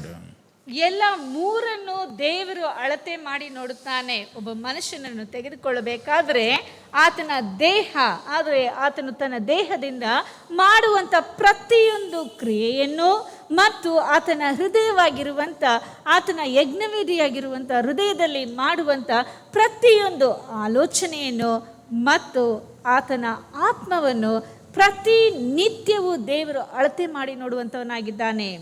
In Jeremiah chapter 11 verse 10 we says, Lord searcheth the heart and test the mind, that is your soul. He searches your soul, that is your altar. He searches your soul and what you are thinking, what's your mind, everything. See, God says, even to give every man according to his way, according to the fruit of his doings. God is doing the testing, he is measuring you. That is, he tests your soul, that is your heart, that is your mind. He tests everything. ಯೆರೆಮೀಯನ ಪ್ರವಾದನ ಗ್ರಂಥ 17ನೇ ಅಧ್ಯಾಯ 10ನೇ ವಾಕ್ಯದಲ್ಲಿ ಹೇಳಲ್ಪಟ್ಟಿದೆ, ದೇವರು ಹೃದಯವನ್ನು ಪರೀಕ್ಷಿಸುವವನು, ಅಂತರಿಂದ್ರಿಯನ್ನು ಶೋಧಿಸುವವನು ಆಗಿದ್ದಾನೆ. ಹಾಗಾದರೆ ದೇವರು ನಮ್ಮ ಹೃದಯದಲ್ಲಿ ಆಲೋಚನೆ ಮಾಡುವಂಥ ಪ್ರತಿಯೊಂದು ಕಾರ್ಯವನ್ನು, ಪ್ರತಿಯೊಬ್ಬ ಮನುಷ್ಯನ ಹೃದಯದ ಅಂತರಿಂದ್ರಿಯವನ್ನು ಪರೀಕ್ಷಿಸಿ ನೋಡುವಂಥವನು ಮತ್ತು ಅಳತೆ ಮಾಡಿ ನೋಡುವಂಥವನಾಗಿ ಕಾಣಲ್ಪಡ್ತಾ ಇದ್ದಾನೆ. So your very thinking, the souls, the very thinking, your intention, everything is measured by God. ನೀನು ಆಲೋಚನೆ ಮಾಡುವಂಥ ಪ್ರತಿಯೊಂದು ಕಾರ್ಯವನ್ನು, ನೀನು ಯಾವ್ಯಾವ ಕಾರ್ಯಗಳನ್ನು ಮಾಡಬೇಕೆಂಬುದಾಗಿ ಆಲೋಚಿಸಿದೆಯೋ ಎಲ್ಲವನ್ನು ದೇವರು ಅಳತೆ ಮಾಡಿ ನೋಡುವಂಥವನಾಗಿದ್ದಾನೆ. In Proverbs chapter 16 verse 2 says, all the ways of a man are pure in his own eyes, but Lord weighs the spirit. He weighs every human spirit. ಜ್ಞಾನೋಕ್ತಿಗಳು 16ನೇ ಅಧ್ಯಾಯ 2ನೇ ವಾಕ್ಯದಲ್ಲಿ ಹೇಳಲ್ಪಟ್ಟಿದೆ, ಮನುಷ್ಯನ ನಡತೆಯೆಲ್ಲ ಸ್ವಂತ ದೃಷ್ಟಿಗೆ ಶುದ್ಧ, ಯೆಹೋವನು ಅಂತರಂಗವನ್ನೇ ಪರೀಕ್ಷಿಸುವನು. ದೇವರು ಪ್ರತಿಯೊಬ್ಬರ ಹೃದಯದ ಆಲೋಚನೆಯನ್ನು, ಅಂತರಂಗ ಅಂದರೆ ಆತನು ಹೃದಯದಲ್ಲಿ ಮಾಡುವಂಥ ಪ್ರತಿಯೊಂದು ಆಲೋಚನೆಯನ್ನು ತೂಕ ಮಾಡಿ ನೋಡುವಂಥವನಾಗಿದ್ದಾನೆ. It's not properly put in Kannada. It's very clear in English. It says, he weighs the spirits. Every human spirit is weighed by God. ಪ್ರತಿಯೊಬ್ಬ ಮನುಷ್ಯನ ಆತ್ಮವನ್ನು ದೇವರು ತೂಕ ಮಾಡಿ ನೋಡುತ್ತಾನೆ. And thirdly, you may say, what about the body actions? That it says, Proverbs 24:12. Okay. Sorry, 1 Samuel 2:3. We can read it. It says, take no more so very proudly. Let no arrogance come from your mouth. For the Lord is the God of knowledge. By him actions are weighed. Whatever actions you do in the body, whether your mouth or eye or ear or leg or hand, anything, any actions you do through your body, God weighs it. ಒಂದು ಸಮುವೇಲನ ಪುಸ್ತಕ 2ನೇ ಅಧ್ಯಾಯ 3ನೇ ವಾಕ್ಯದಲ್ಲಿ ಹೇಳಲ್ಪಟ್ಟಿದೆ, ಇನ್ನು ಮುಂದೆ ಹಮ್ಮಿನಿಂದ ನುಡಿಯಬಾರದು, ಸೊಕ್ಕಿನ ಮಾತು ನಿಮ್ಮ ಬಾಯಿಂದ ಹೊರಡದಿರಲಿ. ದೇವರಾದ ಯೆಹೋವನು ಸರ್ವಜ್ಞನು, ಆತನು ಮನುಷ್ಯರ ಕ್ರಿಯೆಗಳನ್ನು ತೂಗುವನು. ಹಾಗಾದರೆ ಮನುಷ್ಯನು ಮಾಡುವಂಥ ಪ್ರತಿಯೊಂದು ಕ್ರಿಯೆಯನ್ನು ಆತನು ತೂಕ ಮಾಡಿ ನೋಡುತ್ತಾನೆ ಎಂಬುದಾಗಿ ಹೇಳಲ್ಪಟ್ಟಿದೆ. So God measures every human being's body actions, his soul actions, and his human spirits. Everything is measured. ಹಾಗಾದರೆ ದೇವರು ಮನುಷ್ಯನ ದೇಹದಿಂದ ಆತನು ಮಾಡುವಂಥ ಪ್ರತಿಯೊಂದು ಕ್ರಿಯೆಯನ್ನು, ಹೃದಯದಲ್ಲಿ ಆಲೋಚನೆ ಮಾಡುವಂಥ ಪ್ರತಿಯೊಂದು ಕಾರ್ಯಗಳನ್ನು, ಆತ್ಮದಲ್ಲಿ ಚಿಂತಿಸುವಂಥ ಯೋಚಿಸುವಂಥ ಪ್ರತಿಯೊಂದು ಕಾರ್ಯವನ್ನು ತೂಕ ಮಾಡಿ ನೋಡುತ್ತಾನೆ. But is there a difference between what we measure and God measures? ನಾವು ಅಳತೆ ಮಾಡುವುದಕ್ಕೂ ದೇವರು ಅಳತೆ ಮಾಡಿ ನೋಡುವುದಕ್ಕೂ ಯಾವುದಾದ್ರೂ ವ್ಯತ್ಯಾಸ ಉಂಟಾ? Certainly a lot of differences. ನಿಜವಾಗಲೂ ನಮಗೂ ದೇವರಿಗೂ ಬಹಳ ವ್ಯತ್ಯಾಸ ಉಂಟು. Because when we measure, we never find fault with us. We always say that we are right. See, everywhere. If your child does something wrong, you will say, no, it's not his fault. It's somebody else's fault. If we have done something, we will say, no, it's not my fault. It's somebody else's fault. Because we are always right in our own eyes. ನಾವು ನಮ್ಮನ್ನು ತೆಗೆದುಕೊಂಡು ನೋಡಬೇಕಾದ್ರೆ ನಮ್ಮ ಮಕ್ಕಳು ಏನಾದರೂ ತಪ್ಪು ಮಾಡಿದರೆ ನಾವು ಹೇಳುವಂಥದ್ದು ಇಲ್ಲ ಇದು ನಮ್ಮ ಮಕ್ಕಳು ತಪ್ಪಲ್ಲ, ಅದು ಬೇರೆ ಯಾರೋ ಮಾಡಿದ್ದು. ಇಲ್ಲ ನಾವೇನಾದರೂ ತಪ್ಪು ಮಾಡಿಬಿಟ್ರೇನೋ ಇದು ನನ್ನ ತಪ್ಪಲ್ಲ, ಬೇರೆ ಯಾರಿಂದಲೋ ಇದು ಆಗಿದ್ದು. ಹಾಗಾದರೆ ಮನುಷ್ಯನ ದೃಷ್ಟಿಯಲ್ಲಿ ತಾನು ಮಾಡುವಂಥ ಪ್ರತಿಯೊಂದು ಕಾರ್ಯವು ಸರಿ ಎಂಬುದಾಗಿ ಆತನಿಗೆ ತೋಚುವಂಥದ್ದಾಗಿದೆ. That's what Proverbs 21 verse 2 says. Man's actions are always right in his own eyes. ಆದ್ದರಿಂದಲೇ ಜ್ಞಾನೋಕ್ತಿಗಳು 16ನೇ ಅಧ್ಯಾಯ 2ನೇ ವಾಕ್ಯದಲ್ಲಿ ಹೇಳಲ್ಪಟ್ಟಿದೆ, ಮನುಷ್ಯನ ಕ್ರಿಯೆಯು ಯಾವಾಗಲೂ ಅವನ ಸ್ವಂತ ದೃಷ್ಟಿಯಲ್ಲಿ ಒಳ್ಳೆಯದೇ ಆಗಿಯೇ ಇದೆ. Or sometimes somebody says, no. Whatever it is, see, you have done something which is wrong. Somebody says, you have done something wrong. Immediately what do we do? The next step is, no, don't tell me that I have only done this. There are so many people doing worse than this. I am far better. See, that fellow is a criminal. I don't do that. He's a drunkard. I drink only once in a while. He's a chain smoker. I smoke only once in a while. He's a womanizer. No, once in a while only out dating. All these things, what happened? We just to justify comparing ourselves with others. ಯಾರಾದರೂ ಬಂದು ನಮ್ಮ ಹತ್ರ ನೀವು ಮಾಡ್ತಾ ಇರೋದು ತಪ್ಪು, ಮಾಡಿರೋದು ತಪ್ಪು ಎಂಬುದಾಗಿ ಹೇಳುವಂಥ ಸಮಯದಲ್ಲಿ ನಾವು ನಮ್ಮನ್ನು ಬೇರೆಯವರೊಂದಿಗೆ ಹೋಲಿಸಿಕೊಂಡು ಅವರಿಗಿಂತ ನಾನು ಉತ್ತಮ ಎಂಬುದಾಗಿ ಹೇಳುತ್ತೇವೆ. ಅವರನ್ನು ನೋಡಿದ್ರೆ ಅವರು ಎಷ್ಟು ದರೋಡೆ ಕೊಳ್ಳೆಗಳನ್ನು ಮಾಡ್ತಾರೆ, ಎಷ್ಟು ದುಷ್ಟರು, ಅವರಿಗಿಂತ ನಾನು ಉತ್ತಮ. ಅವರು ಯಾವಾಗಲೂ ಕುಡಿತಾ ಇರ್ತಾರೆ, ನಾನು ಯಾವಾಗಲೂ ಒಂದ್ಸಲ ಕುಡಿತೀನಿ. ಮತ್ತು ಅವ್ರು ಯಾವಾಗಲೂ ಧೂಮಪಾನ ಸೇವನೆ ಮಾಡ್ತಾರೆ, ಆದರೆ ನಾನು ಯಾವಾಗಾದರೂ ಒಂದ್ಸಲ ಮಾಡ್ತೀನಿ. ಇನ್ನು ಕೆಲವರು ವ್ಯಭಿಚಾರವನ್ನು ಮಾಡ್ತಾನೆ ಇರ್ತಾರೆ, ಆದರೆ ನಾನು ಯಾವಾಗಲೂ ಒಂದು ಸಲ. ಹಾಗಾದರೆ ನಮ್ಮನ್ನು ನಾವು ಬೇರೆಯವರಿಗಿಂತ ಉತ್ತಮ ಎಂಬುದಾಗಿ ಹೇಳಿಕೊಳ್ಳುತ್ತೇವೆ. That's how we weigh ourselves, we measure ourselves and satisfy. We are righteous.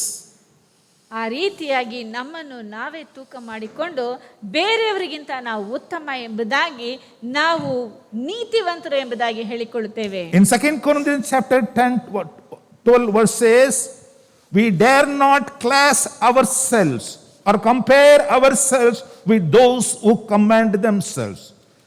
But they, measuring themselves by themselves, comparing themselves among themselves, they are not wise.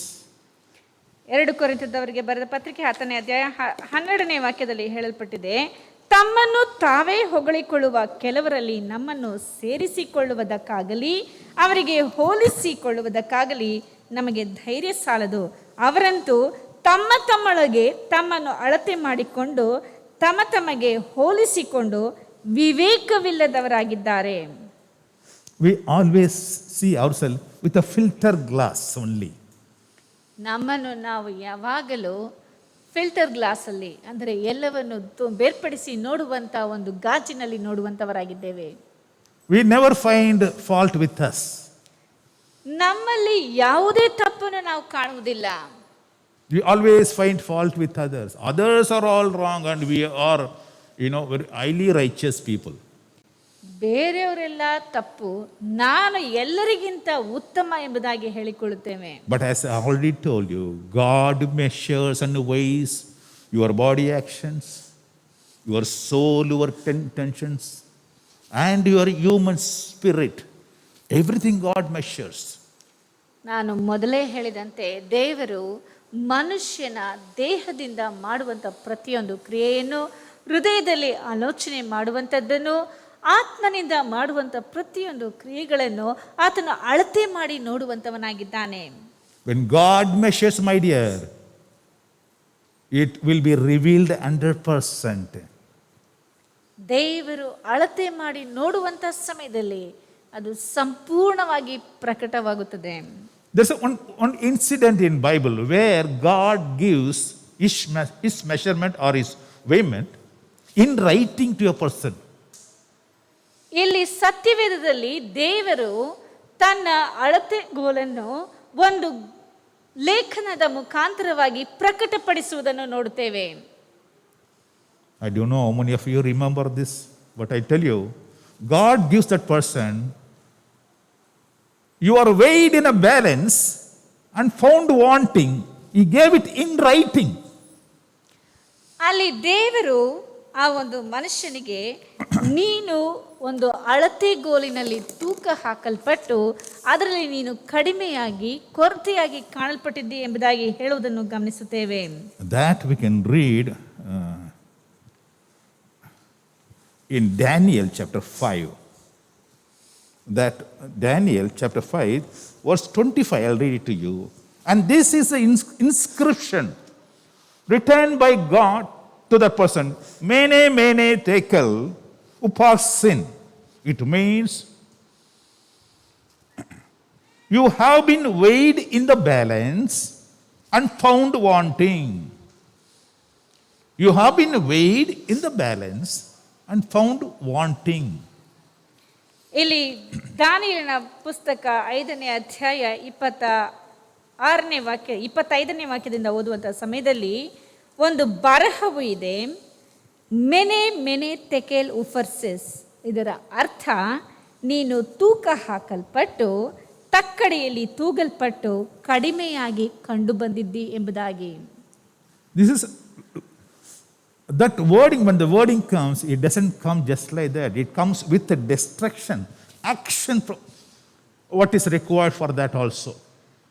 ಆ ಒಂದು ಮಾತುಗಳು ಸುಮ್ಮನೆ ಬರದೆ ಅದರೊಂದಿಗೆ ನಾಶನವು, ಆತನು ಮಾಡಿದಂಥ ಕೃತ್ಯಕ್ಕೆ ತಕ್ಕ ಪ್ರತಿಫಲವಾಗಿ ನಾಶನವೂ ಸಹ ಸೇರಿ ಬರ್ತದೆ. When God gives it to you in writing, take it. That there is a destruction follows, judgment follows. ದೇವರು ನಿನಗೆ ಲೇಖನದ ಮೂಲಕ ಕೊಡುವುದಾದರೆ ಅದರ ಮುಖಾಂತರವಾಗಿ ನಿನಗೆ ನಾಶನವು ಬರುತ್ತದೆ ಎಂಬುದಾಗಿ ಖಚಿತ ಮಾಡಿಕೋ. When God wants you, be careful, there is something going to happen in your life. ದೇವರು ನಿನ್ನನ್ನು ಎಚ್ಚರಿಸುವುದಾದರೆ ನಿನ್ನ ಜೀವಿತದಲ್ಲಿ ಏನೋ ಒಂದು ನಡೆಯುತ್ತದೆ ಎಂಬುದಾಗಿ ತಿಳಿದುಕೋ. Here is a story. If you read that, this is highly, when you read it, your fear comes into your heart. ಈ ಒಂದು ಕಥೆಯನ್ನು ನಾವು ಓದಿ ನೋಡುವುದಾದರೆ ಇದೇ ಅಧ್ಯಾಯದಲ್ಲಿ ಅದು ನಮ್ಮ ಮನಸ್ಸಿಗೆ ಭಯ ಹುಟ್ಟಿಸುವಂತದ್ದಾಗಿದೆ. A great king of Babylon, Belshazzar, his name is Belshazzar, he was having a party, calling all the people, nearly some 400 lords of his kingdom, and their wives and concubines and dancers and musicians, everybody. And they were having a gala party, wine party, and they're enjoying with the music, wine, this, that, everything they were enjoying. ಬಾಬೇಲಿನ ಅರಸನಾದಂಥ ಬೇಲ್ಯಚ್ಚರನು ಆತನು ಒಂದು ಔತಣವನ್ನು ಏರ್ಪಡಿಸಿ ಅಲ್ಲಿ ಬೇಕಾದಂಥ ಎಲ್ಲ ಸಕಲ ಸಾಮಗ್ರಿಗಳನ್ನು ತರಿಸಿ, ಅಂದರೆ ಅಲ್ಲಿ ಕುಣಿತ, ಕುಡಿಯುವುದು, ಈ ರೀತಿಯಾಗಿ ಅನೇಕ ಕಾರ್ಯಗಳು ಕಂಡು ಬಂದು ಅವರೆಲ್ಲರೂ ಔತಣ ಕೂಟದಲ್ಲಿ ಮೋಜಿನಿಂದ, ಸಂತೋಷದಿಂದ, ಸುಖದಿಂದ ಇರುವುದನ್ನು ನಾವು ಕಾಣ್ತೇವೆ. In the height of his arrogance, he ordered, bring the vessels, the holy vessels, which his father Nebuchadnezzar brought it from the temple of Israel, God's temple. Whatever the golden vessels and the silver vessels which were sanctified for God, that vessels he ordered to be brought so that they will drink wine out of it. They will drink all arak, all the things. They want to use that holy vessels for his dirty work. ಇಲ್ಲಿ ಅರಸನಾದಂಥ ಬೇಲ್ಯಚ್ಚರನು ತನ್ನ ತಂದೆಯು ಆದಂಥ ನೆಬೂಕದ್ನೆಚ್ಚರು ಯೆರೂಸಲೇಮಿನ ಆಲಯದಿಂದ ದೇವರಿಗೆಂದು ಪ್ರತಿಷ್ಠಾಪಿಸಲ್ಪಟ್ಟಂಥ ಆ ಒಂದು ಉತ್ತಮವಾದಂಥ ಪವಿತ್ರವಾದಂಥ ಚಿನ್ನ ಬೆಳ್ಳಿ ತಾಮ್ರಗಳಿಂದ ಮಾಡಲ್ಪಟ್ಟಂಥ ಆ ಪಾತ್ರೆಗಳನ್ನು ಆ ಒಂದು ಔತಣಕೂಟಕ್ಕೆ ತರಿಸಿ ಅದರಲ್ಲಿ ಎಲ್ಲರೂ ಮದ್ಯವನ್ನು ಸೇವಿಸುವಂಥ ಈ ಒಂದು ಚಟುವಟಿಕೆಗಳಿಗೆ ದೇವರ ಪಾತ್ರೆಗಳನ್ನು ಉಪಯೋಗಿಸುವುದನ್ನು ನಾವು ನೋಡುತ್ತೇವೆ. When we see that, we are shocked that how is that this fellow is so arrogant, using the vessels, holy vessels from the temple of God for all his, dirty work. ಈ ಒಬ್ಬ ವ್ಯಕ್ತಿಯು, ಈ ಅರಸನು ತನ್ನ ದುಷ್ಟ ಕಾರ್ಯಗಳಿಗಾಗಿ ದೇವರ ಆಲಯದಲ್ಲಿ ಆತನಿಗೆಂದು ಪ್ರತಿಷ್ಠಾಪಿಸಲ್ಪಟ್ಟಂತ ಆ ಒಂದು ಪವಿತ್ರವಾದಂಥ ಪಾತ್ರೆಗಳನ್ನು ತರಿಸಿ ಅದರಲ್ಲಿ ಮದ್ಯವನ್ನು ಸೇವಿಸುವಂತ ಈ ನೀಚ ಕೃತ್ಯಕ್ಕೆ ಇಳಿಯುವುದನ್ನು ನಾವು ನೋಡುತ್ತೇವೆ. When he was enjoying his wine party with using the vessels of the temple, and that very moment, that very hour, the finger of God came and written this warning on the wall in writing, mene mene dekel upasid.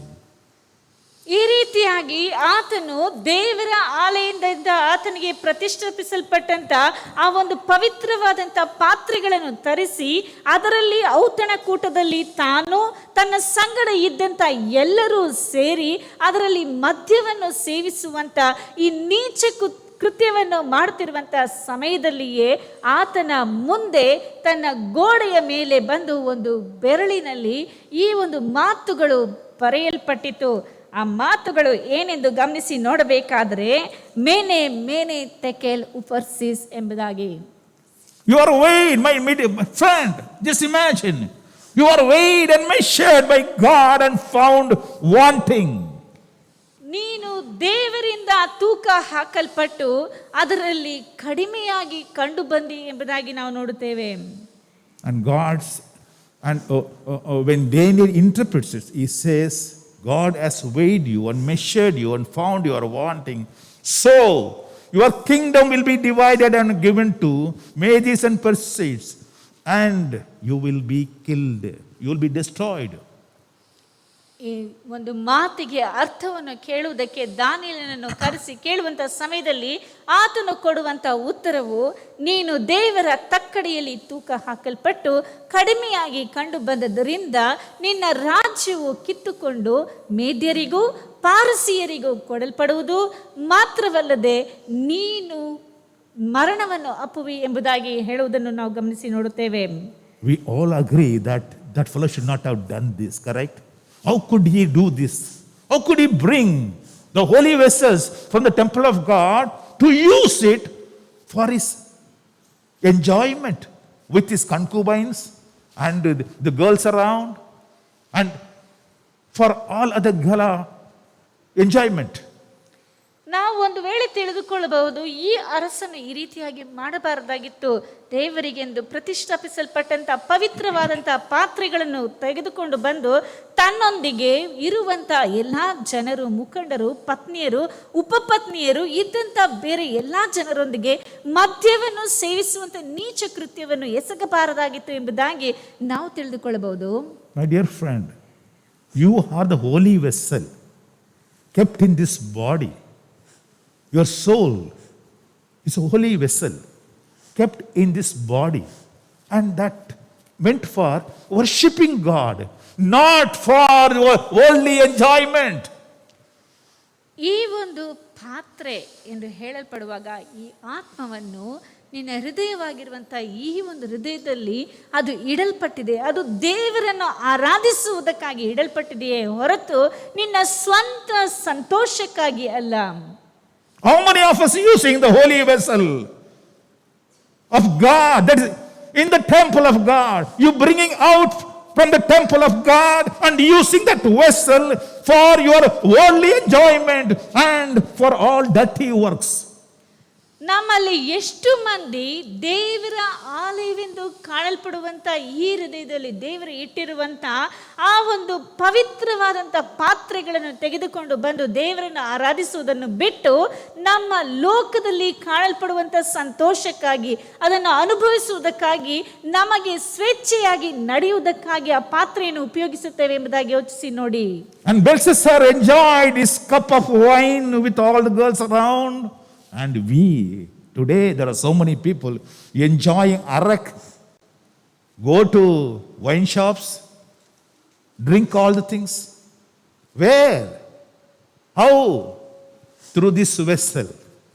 The vessel which God has given in the holy temple of God. You are the holy temple of God. Don't you know that the Spirit of God dwells in you? That's what Paul says. ನಾವು ದೇವರ ಆಲಯವಾಗಿದ್ದೇವೆ. ಈ ಆಲಯದಲ್ಲಿ ದೇವರು ಈ ಒಂದು ಪವಿತ್ರವಾದಂಥ ಪಾತ್ರೆಯನ್ನು ಇಟ್ಟಿದ್ದಾನೆ ಆತನನ್ನು ಆರಾಧಿಸುವುದಕ್ಕಾಗಿ. ಆದರೆ ನಾವು ಅದನ್ನೆಲ್ಲ ತೊರೆದು ಬಿಟ್ಟು ಎಷ್ಟು ಮಂದಿ ಹೋಗಿ ಬಾರ್ಗಳಲ್ಲಿ ಕುಡಿಯುವುದು ಮತ್ತು ಬೇರೆ ಕೃತ್ಯಗಳನ್ನು, ನೀಚವಾದಂಥ ದುಷ್ಟ ಕೃತ್ಯಗಳನ್ನು ಮಾಡುವುದಾಗಿ ನಾವು ನೋಡುತ್ತೇವೆ. ಆ ಒಂದು ಪವಿತ್ರವಾದಂಥ ಪಾತ್ರೆಯನ್ನು ತೆಗೆದು ನಮಗೆ ಇಷ್ಟ ಬಂದಂತೆ ನಾವು ಅನೇಕ ಕಾರ್ಯಗಳನ್ನು ಮಾಡುತ್ತೇವೆ. ಆದರೆ ಸತ್ಯವೇದವು ಹೇಳುವಂಥ ಪ್ರಕಾರವಾಗಿ ಪೌಲನು ಹೇಳುತ್ತಾನೆ, ಇದು ದೇವರ ಆಲಯವೆಂಬುದು ನಿಮಗೆ ತಿಳಿಯದೋ ಎಂಬುದಾಗಿ ಕೇಳುತ್ತಾನೆ. If anyone destroys the temple of God, and God will destroy you. ಯಾರಾದರೂ ದೇವರ ಆಲಯವನ್ನು ಕೆಡಿಸುವುದಾದರೆ ಆತನು ಅವರನ್ನು ಕೆಡಿಸುವನು. Don't you know that you are the temple of God? ನೀವು ದೇವರ ಆಲಯವಾಗಿದ್ದೀರಿ ಎಂಬುದಾಗಿ ನಿಮಗೆ ತಿಳಿಯದು. But when God measures Belshazzar, he found him wanting. He said, you have been weighed and found wanting, and hence you will be destroyed, and your kingdom will be torn and given to two kingdoms. ನೀನು ದೇವರಿಂದ ಅಳೆಯಲ್ಪಟ್ಟು ಕಡಿಮೆಯಾಗಿ ಕಂಡು ಬಂದರಿಂದ ನಿನ್ನ ರಾಜ್ಯವು ನಿನ್ನಿಂದ ಕಿತ್ತುಕೊಳ್ಳಲ್ಪಟ್ಟು ಎರಡು ಅರಸರಿಗೆ, ಎರಡು ಜನಾಂಗಕ್ಕೆ ಅದು ಕೊಡಲ್ಪಡುವುದು ಎಂಬುದಾಗಿ ಇಲ್ಲಿ ಹೇಳ್ತಾನೆ. Hallelujah. Hallelujah. Let's search our heart. How many of us, if God measures, then Bible says people have perverse heart in Proverbs 6:14. Perverse heart. Perversity is in his heart. He devises evil things continually. He sows discord. ಇಲ್ಲಿ ಜ್ಞಾನೋಕ್ತಿಗಳು 6ನೇ ಅಧ್ಯಾಯ 16ನೇ ವಾಕ್ಯದಲ್ಲಿ 14ನೇ ವಾಕ್ಯದಲ್ಲಿ ಹೇಳಲ್ಪಟ್ಟಿದೆ, ಅವನ ಮನಸ್ಸಿನಲ್ಲಿರುವುದು ದ್ರೋಹವೇ, ಕೇಡನ್ನು ನಿರಂತರ ಕಲ್ಪಿಸುತ್ತಾನೆ, ಜಗಳದ ಬೀಜವನ್ನು ಬಿತ್ತುತ್ತಾನೆ. ಹಾಗಾದರೆ ಮನುಷ್ಯನು ತನ್ನ ಮನಸ್ಸಿನಲ್ಲಿ ಯಾವಾಗಲೂ ಕೇಡನ್ನು ಕಲ್ಪಿಸುವಂತವನಾಗಿದ್ದಾನೆ. And in Ezekiel 6, chapter 6:9, it says, I was crushed by their adulterous heart. Adulterous heart. ಯೆಹೆಜ್ಕೇಲನು ಬರೆದ ಪ್ರವಾದನ ಗ್ರಂಥ 6ನೇ ಅಧ್ಯಾಯ 9ನೇ ವಾಕ್ಯದಲ್ಲಿ ಹೇಳಲ್ಪಟ್ಟಿದೆ, ನನ್ನನ್ನು 9ನೇ ವಾಕ್ಯದಲ್ಲಿ ಹೇಳಲ್ಪಟ್ಟಿದೆ, ಜನಾಂಗ ಮಧ್ಯ ವಾಸಿಸುವ ನಿಮ್ಮ ಮೋಹದಿಂದ ನನ್ನನ್ನು ತೊರೆದ ತಮ್ಮ ಹೃದಯವನ್ನು ತಮ್ಮ ಬೊಂಬೆಗಳ ಮೇಲಿನ ಕಾಮದಿಂದ ದೇವದ್ರೋಹ ಮಾಡಿದ್ದೇನೆ ಎಂಬುದಾಗಿ ಹೇಳಲ್ಪಟ್ಟಿದೆ. Yes, they're filled with adulterous attitude, mind. ಯಾವಾಗಲೂ ವಕ್ರ, ಮೋಸ, ವಿಕೃತವುಳ್ಳಂತ ಮನಸ್ಸಿನಿಂದ ಕೂಡಿರುವಂತವರಾಗಿರುತ್ತೇವೆ. In Matthew chapter 15 verse 19 says, evil heart, a heart filled with evil things, all the time, evil things. ನಮ್ಮ ಹೃದಯವು ಯಾವಾಗಲೂ ಕೆಟ್ಟ ಕಾರ್ಯಗಳಿಂದ ತುಂಬಲ್ಪಟ್ಟಿದೆ ಎಂಬುದಾಗಿ ಮತ್ತಾಯನು ಬರೆದ ಸುವಾರ್ತೆ 15ನೇ ಅಧ್ಯಾಯ 19ನೇ ವಾಕ್ಯದಲ್ಲಿ ಹೇಳಲ್ಪಟ್ಟಿದೆ. ಮನಸ್ಸಿನೊಳಗೆಯಿಂದ ಕೆಟ್ಟ ಆಲೋಚನೆಗಳು ಎಂಬುದಾಗಿ ಹೇಳಲ್ಪಟ್ಟಿದೆ. Let's search our heart. Pray if God measures us. How do we found ourselves? ನಾವು ಯಾವ ರೀತಿಯಾಗಿ ಕಂಡುಕೊಳ್ಳಬೇಕು, ಯಾವ ರೀತಿಯಾಗಿ ಕಾಣಲ್ಪಡಬೇಕು ಎಂಬುದಾಗಿ ದೇವರು ಅದನ್ನು ತೂಕ ಮಾಡಿ ನೋಡ್ತಾನೆ. God measures all the churches. You see in Revelation chapter, God measures all the 7 churches. ದೇವರು 7 ಸಭೆಗಳನ್ನು ತೂಕ ಮಾಡಿ ಅಳತೆ ಮಾಡಿ ನೋಡುವಂತವನಾಗಿದ್ದಾನೆ. It's unfortunate, most of the churches were found wanting. ಇಲ್ಲಿ ಗಮನಿಸಿ ನೋಡಬೇಕಾದ್ರೆ ದುರಾದೃಷ್ಟವಶಾತ್ ಅನೇಕ ಸಭೆಗಳು ಅಲ್ಲಿ ಕೊರತೆಯಲ್ಲಿ ಕಂಡು ಬಂದವು. If we see the Ephesus church, God says, you were loving me those days, but now you lost your love. No more. Your heart, your soul doesn't have now the love for me. You left that love. ಇಲ್ಲಿ A loveless heart. ಇಲ್ಲಿ ಎಫೆಸದವರಿಗೆ ಬರೆಯುವಂತ ಸಮಯದಲ್ಲಿ ದೇವರು ಹೇಳುವಂತ ಮಾತು, ನೀನು ಮೊದಲಿದ್ದಂಥ ಪ್ರೀತಿಯನ್ನು, ಮೊದಲಿದ್ದಂಥ ಆ ರೀತಿಯಾದಂಥ ನನಗೆ ಮಾಡಬೇಕಾದಂಥ ಪ್ರತಿಯೊಂದು ಕಾರ್ಯಗಳನ್ನು ಈಗ ನಿನ್ನಲ್ಲಿ ಕಾಣಲ್ಪಡಲಿಲ್ಲ ಎಂಬುದಾಗಿ ಹೇಳುವುದನ್ನು ನಾವು ನೋಡುತ್ತೇವೆ. How do you accept if our children do not love us, or your spouse, whether wife or husband, do not love you? How do you accept that? ನಿಮ್ಮ ಮಕ್ಕಳು ಇಲ್ಲ ಗಂಡ ಹೆಂಡತಿ ನಿಮ್ಮನ್ನು ಪ್ರೀತಿ ಮಾಡದೆ ಹೋದರೆ ನೀವು ಅದನ್ನು ಹೇಗೆ ಒಪ್ಪಿಕೊಳ್ಳುವಿರಿ? If God weighs and measures your heart, and He says, comes out and says, you do not love me, what will be our condition? ಒಂದು ವೇಳೆ ದೇವರು ನಮ್ಮನ್ನು ಅಳತೆ ಮಾಡಿ ನೋಡಿ ನೀನು ನನ್ನನ್ನು ಪ್ರೀತಿಸುತ್ತೆ ಇಲ್ಲ ಎಂಬುದಾಗಿ ಹೇಳುವುದಾದ್ರೆ ನಮಗೆ ಹೇಗಿರುತ್ತದೆ ನೋಡಿ. And God measures another church, this is called Pergamos, a Pergamos church, and He says, you are compromising church. ಇಲ್ಲಿ ಪೆರ್ಗಮದಲ್ಲಿರುವಂತಹ ಸಭೆಯನ್ನು ದೇವರು ತೂಕ ಮಾಡಿ ನೋಡಿ ಅಳತೆ ಮಾಡಿ ನೋಡಿ ಹೇಳುವಂತಹ ಸಮಯದಲ್ಲಿ ಆತನು ಹೇಳುತ್ತಾನೆ, ನೀನು ಸ್ವೀಕಾರಾರ್ಹವಾಗಿ ಇಲ್ಲದಂತೆ ರಾಜಿ ಮಾಡಿಕೊಳ್ಳುವಂತ ಗುಣವುಳ್ಳವನಾಗಿದೆ ಎಂಬುದಾಗಿ ಹೇಳಲ್ಪಟ್ಟಿದೆ. Adjusting church. We adjust ourselves. We are faithful to God. Come on every Sunday to God's temple, worship God. Also go do all wrong things, all dirty things. ನಾವು ದೇವರ ಆಲಯಕ್ಕೆ ಬರುತ್ತೇವೆ, ಆತನನ್ನು ಆರಾಧಿಸುತ್ತೇವೆ, ಆತನಿಗೆ ಸಲ್ಲಿಸಬೇಕಾದನ್ನು ಸಲ್ಲಿಸುತ್ತೇವೆ. ಆದರೆ ಹೊರಗೆ ಹೋದ ನಂತರ ನಮಗೆ ಬೇಕಾಗಿರುವಂಥ ಕಾರ್ಯಗಳನ್ನೇ ನಾವು ಮಾಡುತ್ತೇವೆ. ಈ ರೀತಿಯಾಗಿ ನಮ್ಮ ಕ್ರಿಯೆಗಳಲ್ಲಿ ನಾವು ರಾಜಿ ಮಾಡಿಕೊಳ್ಳುವಂಥವರಾಗಿದ್ದೇವೆ. He says, you are faithful. I know you come to church, you do every activity, enjoy all those things, you sing, you play music, everything you do. But when you go out, you start doing all the sinful activities, compromising with the world. ನೀನು ಆಲಯಕ್ಕೆ ಬರುತ್ತಿ, ದೇವರ ಕೆಲಸ ಕಾರ್ಯಗಳಲ್ಲಿ ಕೈ ಹಾಕುತ್ತಿ, ಆತನ ಎಲ್ಲ ಕಾರ್ಯಗಳಲ್ಲಿ ಎಲ್ಲ ಚಟುವಟಿಕೆಗಳಲ್ಲಿ ನೀನು ಪಾಲ್ಗೊಳ್ಳುತ್ತಿ ಸರಿ. ಆದರೆ ನೀನು ಹೊರಗೆ ಹೋದ ನಂತರ ಲೋಕ ರೂಪವಾಗಿ ಕಾಣಲ್ಪಡುವಂಥ ಕಾರ್ಯಗಳಲ್ಲಿ ನಿನ್ನನ್ನು ತೊಡಗಿಸಿಕೊಳ್ಳುತ್ತಿ. ಹಾಗಾದರೆ ನಿನ್ನ ಜೀವನದಲ್ಲಿ ಕ್ರಿಯೆಗಳನ್ನು ಮಾಡುವುದಕ್ಕೆ ರಾಜಿ ಮಾಡಿಕೊಳ್ಳುತ್ತಾ ಇದ್ದಿ ಎಂಬುದಾಗಿ ದೇವರು ಹೇಳ್ತಾನೆ. And another church by name Thyatira, and he says, God when weighs the church, the people are so corrupt, they are womanizing, sexually abusing each other, a lot of sex activities. And he says, I know, see, he starts with the word, I know your works, your love, your service. That is Revelation chapter 2:18, you can read this. So it means God measures everybody. See, all the time when he writes to the church, he writes this word, I know your works, your love, your service, your faith, your patience, everything.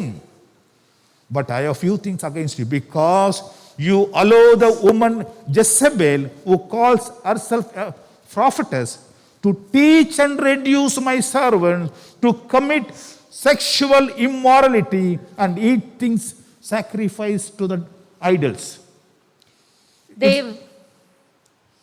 ದೇವರ ತುವತ್ತೈರದಲ್ಲಿರುವಂತಹ ಸಭೆಯವರಿಗೆ ಬರೆಯುವಂತಹ ಸಮಯದಲ್ಲಿ ಆತನು ಹೇಳುವಂಥ ಮಾತು ಅದೇ ಪ್ರಕಟಣೆ 2ನೇ ಅಧ್ಯಾಯ 19ನೇ ವಾಕ್ಯದಿಂದ ಓದುವಂಥ ಸಮಯದಲ್ಲಿ, ನಿನ್ನ ಕೃತ್ಯಗಳನ್ನು, ನಿನ್ನ ಪ್ರೀತಿಯನ್ನು, ನಂಬಿಕೆಯನ್ನು ಪರೋಪಕಾರವನ್ನು ತಾಳ್ಮೆಯನ್ನು ಬಲ್ಲೆನು. ಇದಲ್ಲದೆ ನಿನ್ನ ಕಡೇ ಕೃತ್ಯಗಳು ನಿನ್ನ ಮೊದಲಿನ ಕೃತ್ಯಗಳಿಗಿಂತ ಹೆಚ್ಚಾದವುಗಳೆಂದು ಬಲ್ಲೆನು.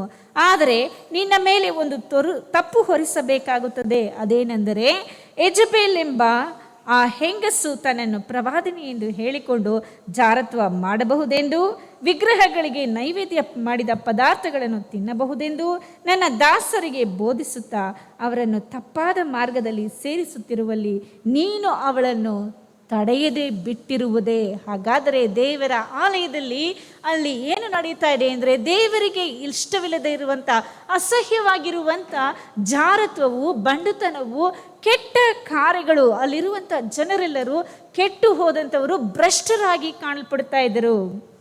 And that there are people who coming to church. Yes, imagine, we all come to church.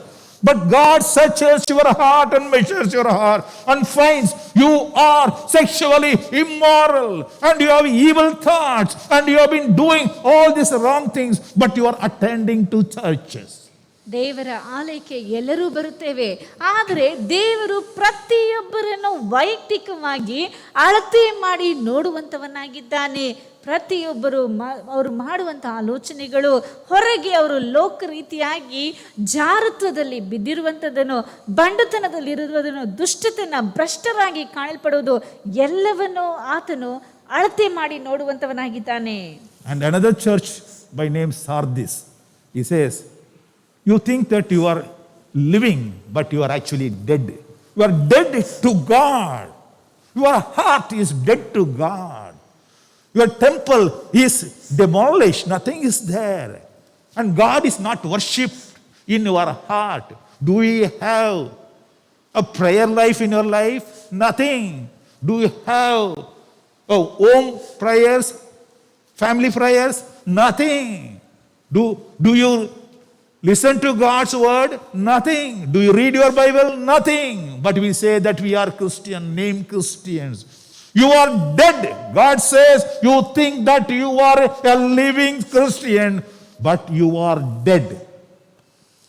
ಇಲ್ಲಿ ಸಾಧಿಸಿನಲ್ಲಿರುವಂಥ ಸಭೆಗೆ ಬರೆಯುವಂಥ ಸಮಯದಲ್ಲಿ ದೇವರಿಗೆ ಹೇಳುವಂಥ ಮಾತು, ನೀನು ಜೀವಂತವಾಗಿದ್ದೆ ಎಂಬುದಾಗಿ ತಿಳಿದುಕೊಂಡಿದ್ದಿ, ಆದರೆ ನಿಜಕ್ಕೂ ನೋಡಬೇಕಾದ್ರೆ ದೇವರ ದೃಷ್ಟಿಯಲ್ಲಿ ನೀನು ಸತ್ತಂತವನಾಗಿದ್ದಿ. ಯಾಕೆಂದರೆ ನಿನ್ನ ವೈಯಕ್ತಿಕ ಜೀವನದಲ್ಲಿ ದೇವರಿಗೆ ಸಲ್ಲಿಸಬೇಕಾದಂಥ ಪ್ರಾರ್ಥನೆಗಳು ಇಲ್ಲವೇ ನಿನ್ನ ವೈಯಕ್ತಿಕ ಜೀವನದಲ್ಲಿ, ಕುಟುಂಬದ ಜೀವನದಲ್ಲಿ ನಿಮಗೆ ಪ್ರಾರ್ಥನೆಗಳಾಗಲಿ, ದೇವರಿಗೆ ಸಲ್ಲಬೇಕಾದಂಥ ದೇವರ ಮಾರ್ಗದಲ್ಲಿ ನಡೆಯಬೇಕಾದಂಥ ಮಾರ್ಗಗಳು ನಿಮ್ಮಲ್ಲಿ ಕಾಣಲ್ಪಡದೆ ಇರುವುದರಿಂದ ನೀನು ಜೀವಂತವಾಗಿದ್ದೆ ಎಂಬುದಾಗಿ ತಿಳಿದುಕೊಂಡಿದ್ದರೂ ದೇವರ ದೃಷ್ಟಿಯಲ್ಲಿ ಸತ್ತಂತವನಾಗಿದ್ದೆ ಎಂಬುದಾಗಿ ವಾಕ್ಯವು ಹೇಳುತ್ತದೆ. And God measures another church that's called Laodicean church. They are lukewarm church.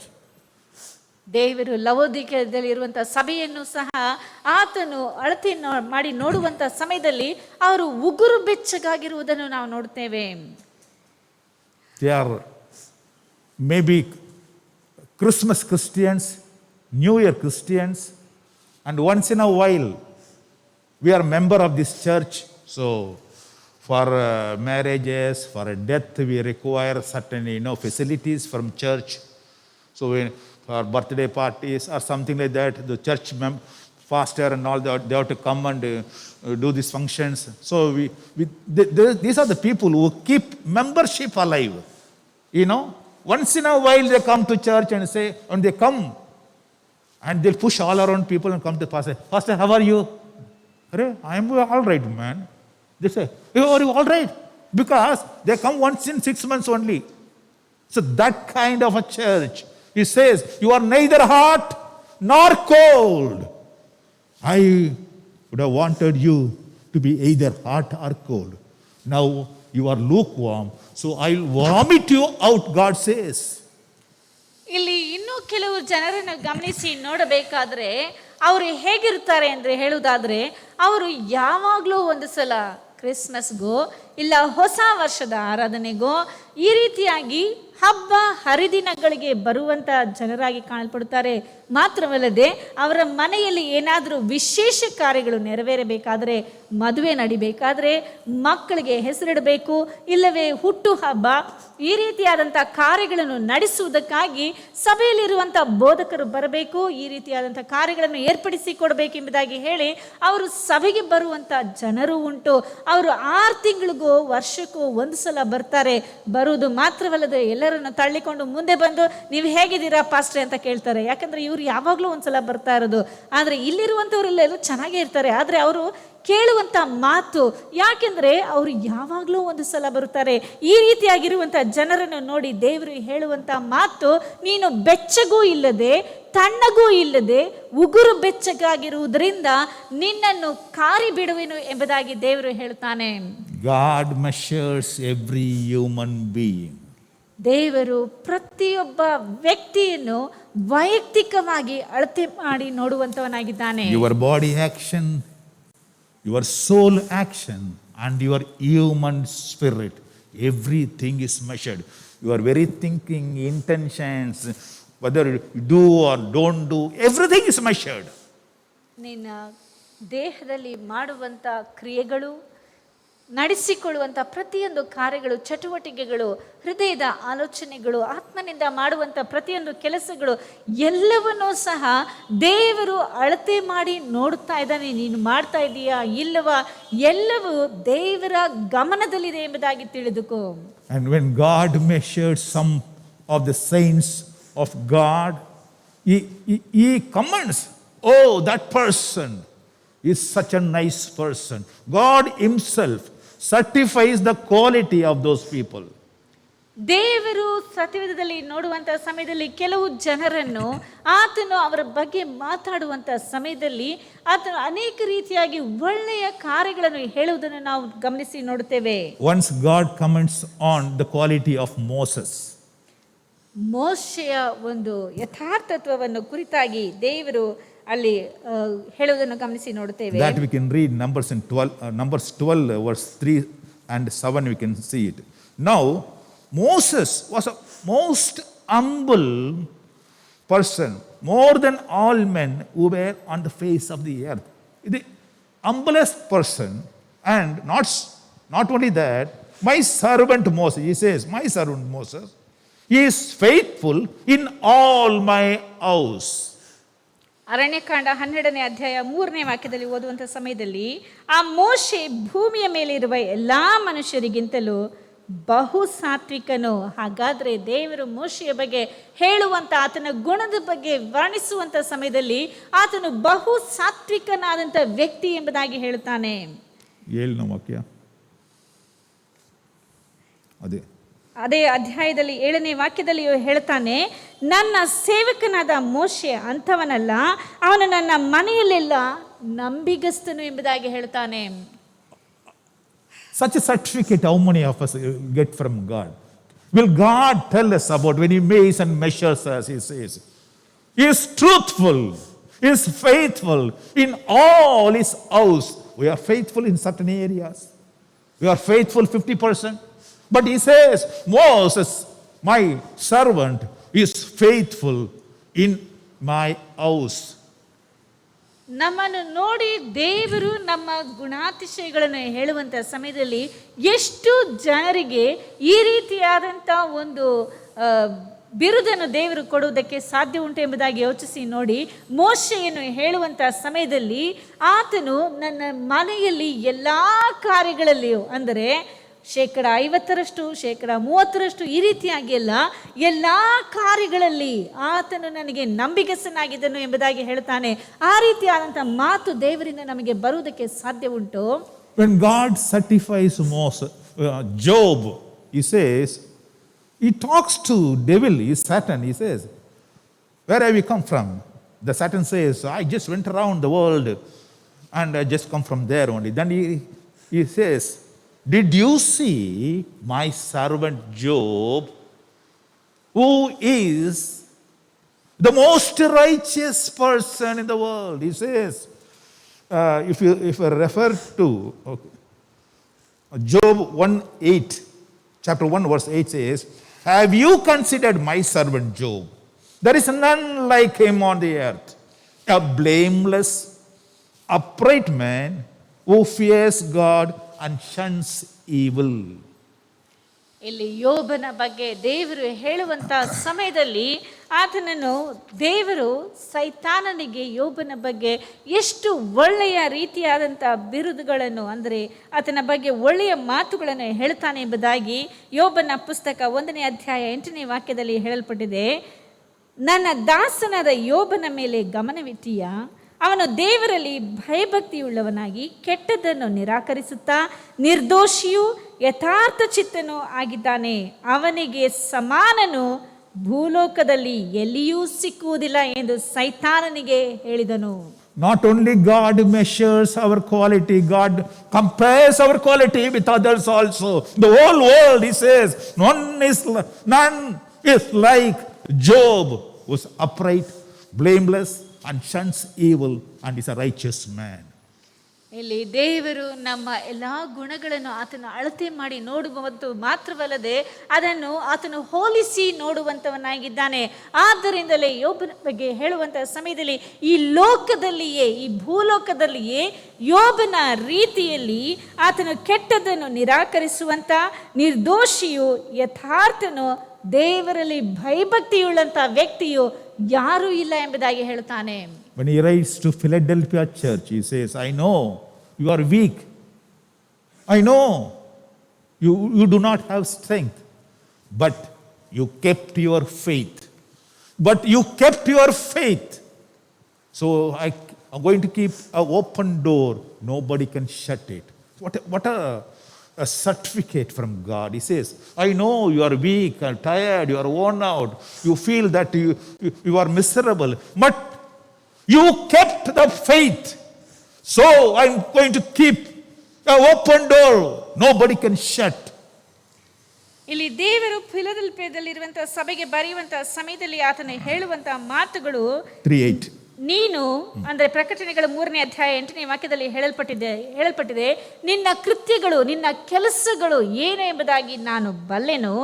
ನಿನಗಿರುವ ಶಕ್ತಿ ಕೊಂಚವಾಗಿದ್ದರೂ ನೀನು ನನಗೆ ಸೇರಿದವನಲ್ಲವೆಂದು ಹೇಳದೆ ನನ್ನ ವಾಕ್ಯವನ್ನು ಕಾಪಾಡಿದ್ದರಿಂದ ಈಗೋ ನಿನ್ನೆದುರಿನಲ್ಲಿ ಒಂದು ಬಾಗಿಲನ್ನು ತೆರೆದಿಟ್ಟಿದ್ದೇನೆ. ಹಾಗಾದರೆ ಈ ಒಂದು ಫಿಲದೆಲ್ಫಿಯದಲ್ಲಿರುವಂಥ ಸಭೆಯು ಶಕ್ತಿಯು ಸ್ವಲ್ಪವಾಗಿದ್ದರು ಅಂದರೆ ಬಲಹೀನವಾಗಿದ್ದರು ಅವರು ದೇವರ ಮಕ್ಕಳು ಎಂಬುದಾಗಿ ಹೇಳಿಕೊಳ್ಳುವುದಕ್ಕೆ ನಾಚಿಕೊಳ್ಳದ ಕಾರಣದಿಂದ ಅವರಿಗೆ ದೇವರು ಹೇಳುವಂಥ ಮಾತು ನಿಮ್ಮೆದುರಿನಲ್ಲಿ ಒಂದು ಬಾಗಿಲನ್ನು ತೆರೆದಿಟ್ಟಿದ್ದೇನೆ ಎಂಬುದಾಗಿ.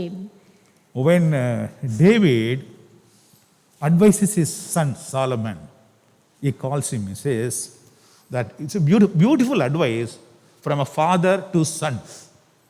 I think we need to give this kind of advice to our children.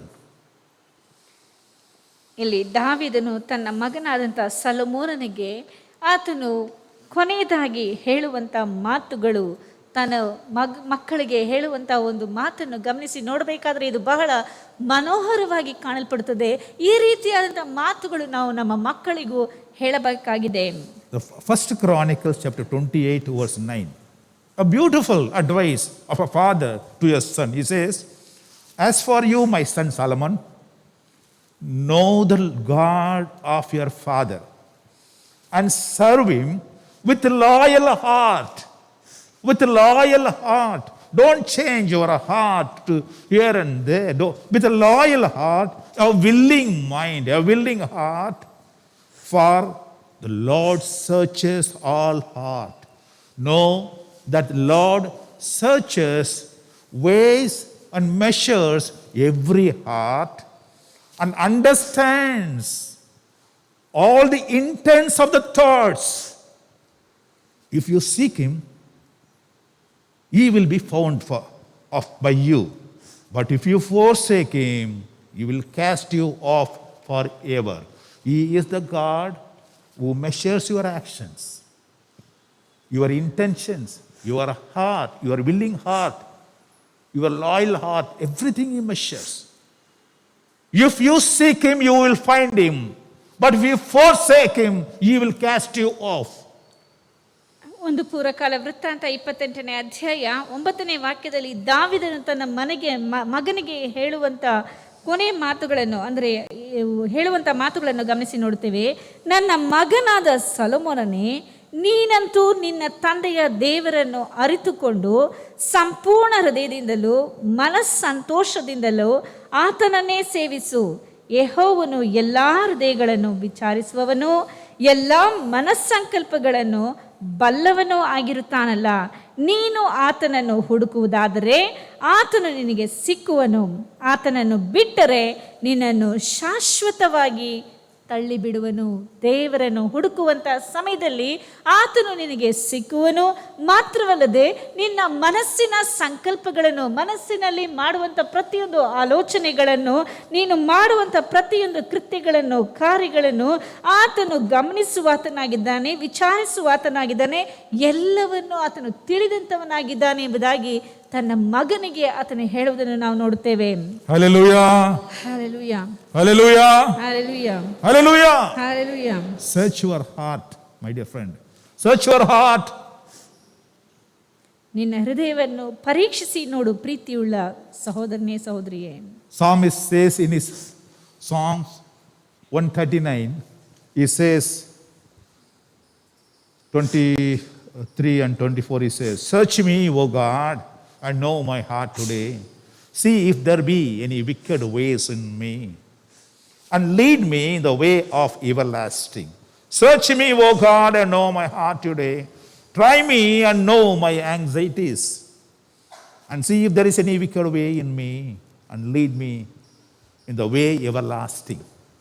ಕೀರ್ತನೆಗಳು 139, 23, 24ನೇ ವಾಕ್ಯದಲ್ಲಿ ಹೇಳಲ್ಪಟ್ಟಿದೆ, ದೇವ ನನ್ನನ್ನು ಪರೀಕ್ಷಿಸಿ ನನ್ನ ಹೃದಯವನ್ನು ತಿಳಿದುಕೋ, ನನ್ನನ್ನು ಶೋಧಿಸಿ ನನ್ನ ಆಲೋಚನೆಗಳನ್ನು ಗೊತ್ತು ಮಾಡು.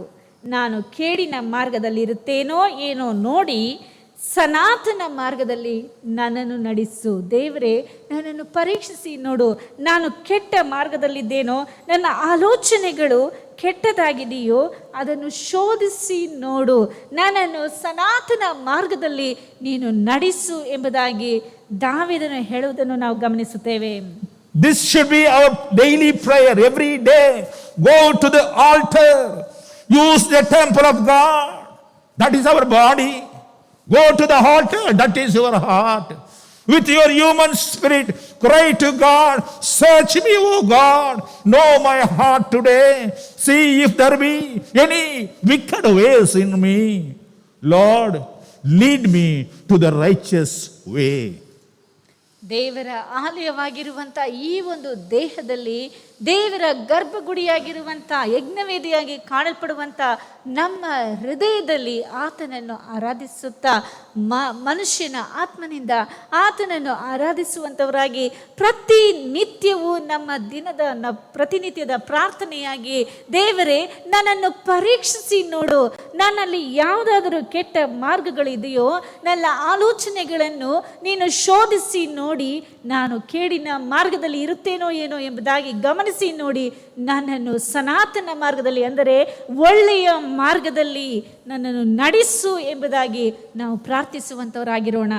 If God comes to you one day and says, "Mene, mene, dekel, uparsin," ದೇವರು ಒಂದು ವೇಳೆ ನಿನ್ನನ್ನು ನೋಡಿ ಮೇನೆ ಮೇನೆ ತೆಕೆಲ್ ಉಪಾರ್ಸೆನ್ ಎಂದು ಹೇಳುವಾಗ, I weighed you in balance, and you are found short, and you will be destroyed, and your kingdom, that your house, your family, everything will be torn down.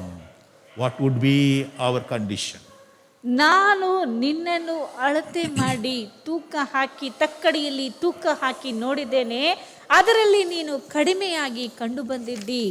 ಆದ್ದರಿಂದ ನಾನು ನಿನ್ನನ್ನು, ನಿನ್ನ ಮನೆಯನ್ನು ನಾಶ ಮಾಡಿ ಬಿಡುವೆನು ಎಂಬುದಾಗಿ ಹೇಳುವಂಥ ಸಮಯದಲ್ಲಿ ನಿನ್ನ ಗತಿ ಏನಾಗಿರುವುದು ಎಂಬುದಾಗಿ ಯೋಚಿಸಿ ನೋಡು. I am going to keep this last advice of James to you. ಯಾಕೋಬನ ಈ ಒಂದು ಉಪದೇಶವನ್ನು ನಿಮ್ಮ ಮುಂದೆ ನಾನು ಹೇಳಲು ಬಯಸುತ್ತೇನೆ. James chapter 4 verse 8. This message I am going to keep before you, my dear friends. ಈ ಒಂದು ಸಂದೇಶವನ್ನು ನಾನು ನಿಮ್ಮ ಮುಂದೆ ಇಡಲು ಬಯಸುತ್ತೇನೆ. ಯಾಕೋಬನ ಪತ್ರಿಕೆ 4ನೇ ಅಧ್ಯಾಯ 8ನೇ ವಾಕ್ಯದಲ್ಲಿ. Let everybody be careful. If God comes and ways and says that you are found wanting, my dear friend, there is an opportunity coming before that. He says, draw near to God and He will draw nearer to you. Cleanse your hands, you sinners. Purify your heart, you double-minded. ಇಲ್ಲಿ ದೇವರು ನಮ್ಮನ್ನು ತೂಕ ಹಾಕಿ ನೋಡಿ, ಅದರಲ್ಲಿ ನಾವು ಕಡಿಮೆಯಾಗಿ ಕಂಡು ಬಂದಿರುವುದಾದರೆ ಈಗ ದೇವರು ನಮಗೆ ಕೊಡುವಂಥ ಒಂದು ಸುವರ್ಣ ಅವಕಾಶವಾಗಿ ಕಾಣಲ್ಪಡುತ್ತಾ ಇದೆ. ಅದನ್ನೇ 8ನೇ ವಾಕ್ಯದಲ್ಲಿ ಓದುತ್ತೇವೆ. ದೇವರ ಸಮೀಪಕ್ಕೆ ಬನ್ನಿರಿ, ಆಗ ಆತನು ನಿಮ್ಮ ಸಮೀಪಕ್ಕೆ ಬರುವನು. ಪಾಪಿಗಳೇ, ನಿಮ್ಮ ಕೈಗಳನ್ನು ಶುಚಿ ಮಾಡಿಕೊಳ್ಳಿರಿ.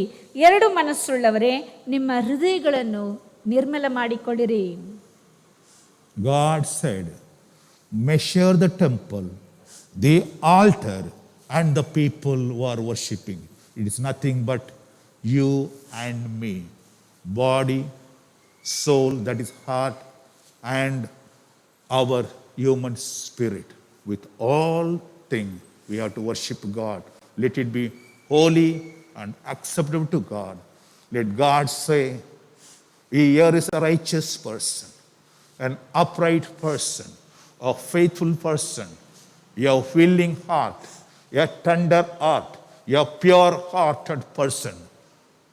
And do we stand that place? ದೇವರು ನಮ್ಮನ್ನು ಅಳತೆ ಮಾಡಿ ನೋಡುವಂಥ ಸಮಯದಲ್ಲಿ ಹಾಗಾದರೆ ನಮ್ಮ ದೇಹವನ್ನು, ದೇವರ ಗುಡಿಯಾಗಿರುವಂಥ, ದೇವರ ಆಲಯವಾಗಿರುವಂಥ ದೇಹವನ್ನು, ಆತನಿಗೆ ಪವಿತ್ರ ಸ್ಥಳವಾಗಿರುವಂಥ ಆ ಒಂದು ಹೃದಯವನ್ನು ಮಾತ್ರವಲ್ಲದೆ ನಮ್ಮ ಆತ್ಮವನ್ನು ಆತನು ಅಳತೆ ಮಾಡಿ ನೋಡುವಂಥ ಸಮಯದಲ್ಲಿ ಅದು ಆತನಿಗೆ, ದೇವರ ದಾಸನಿಗೆ ದೇವರು ಹೇಳುವಂಥ ಮಾತುಗಳ ರೀತಿಯಲ್ಲಿ ಆತನಿಗೆ ಯಥಾರ್ಥವಾಗಿಯೂ ನಿರ್ಮಲ ಚಿತ್ತವಾಗಿಯೂ ಮತ್ತು ಆತನಿಗೆ ನಂಬಿಗಸ್ತಿಕೆಯುಳ್ಳಂಥ ಸ್ವೀಕಾರಾರ್ಹವಾಗಿರುವಂಥ ಒಳ್ಳೆಯ ಹೃದಯವಾಗಿ ಆತನಿಗೆ ತಕ್ಕಂಥ ಮೆಚ್ಚುಗೆಯಾದಂಥ ವ್ಯಕ್ತಿಗಳಾಗಿ ನಾವು ಕಾಣಲ್ಪಡುತ್ತಾ ಇದ್ದೇವಾ, ಆ ರೀತಿಯಾಗಿ ನಾವು ಇದ್ದೇವಾ ಎಂಬುದಾಗಿ ಪರೀಕ್ಷಿಸಿ ನೋಡಿಕೊಳ್ಳಬೇಕಾಗಿದೆ. Let's close our eyes, search our heart and say to God, search me, O God, know my heart today. See if there be any wicked ways on me. Lord, lead me to the righteous way. I am, Lord, wicked. This is double-minded people. How long you can play around? One foot here in the church, one foot in the world.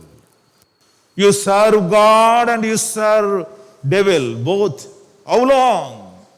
If God comes and says, I have weighed you and measured you, and you are found wanting, our life would be doomed, my dear friend. Before that, it's an opportunity. Whoever you are,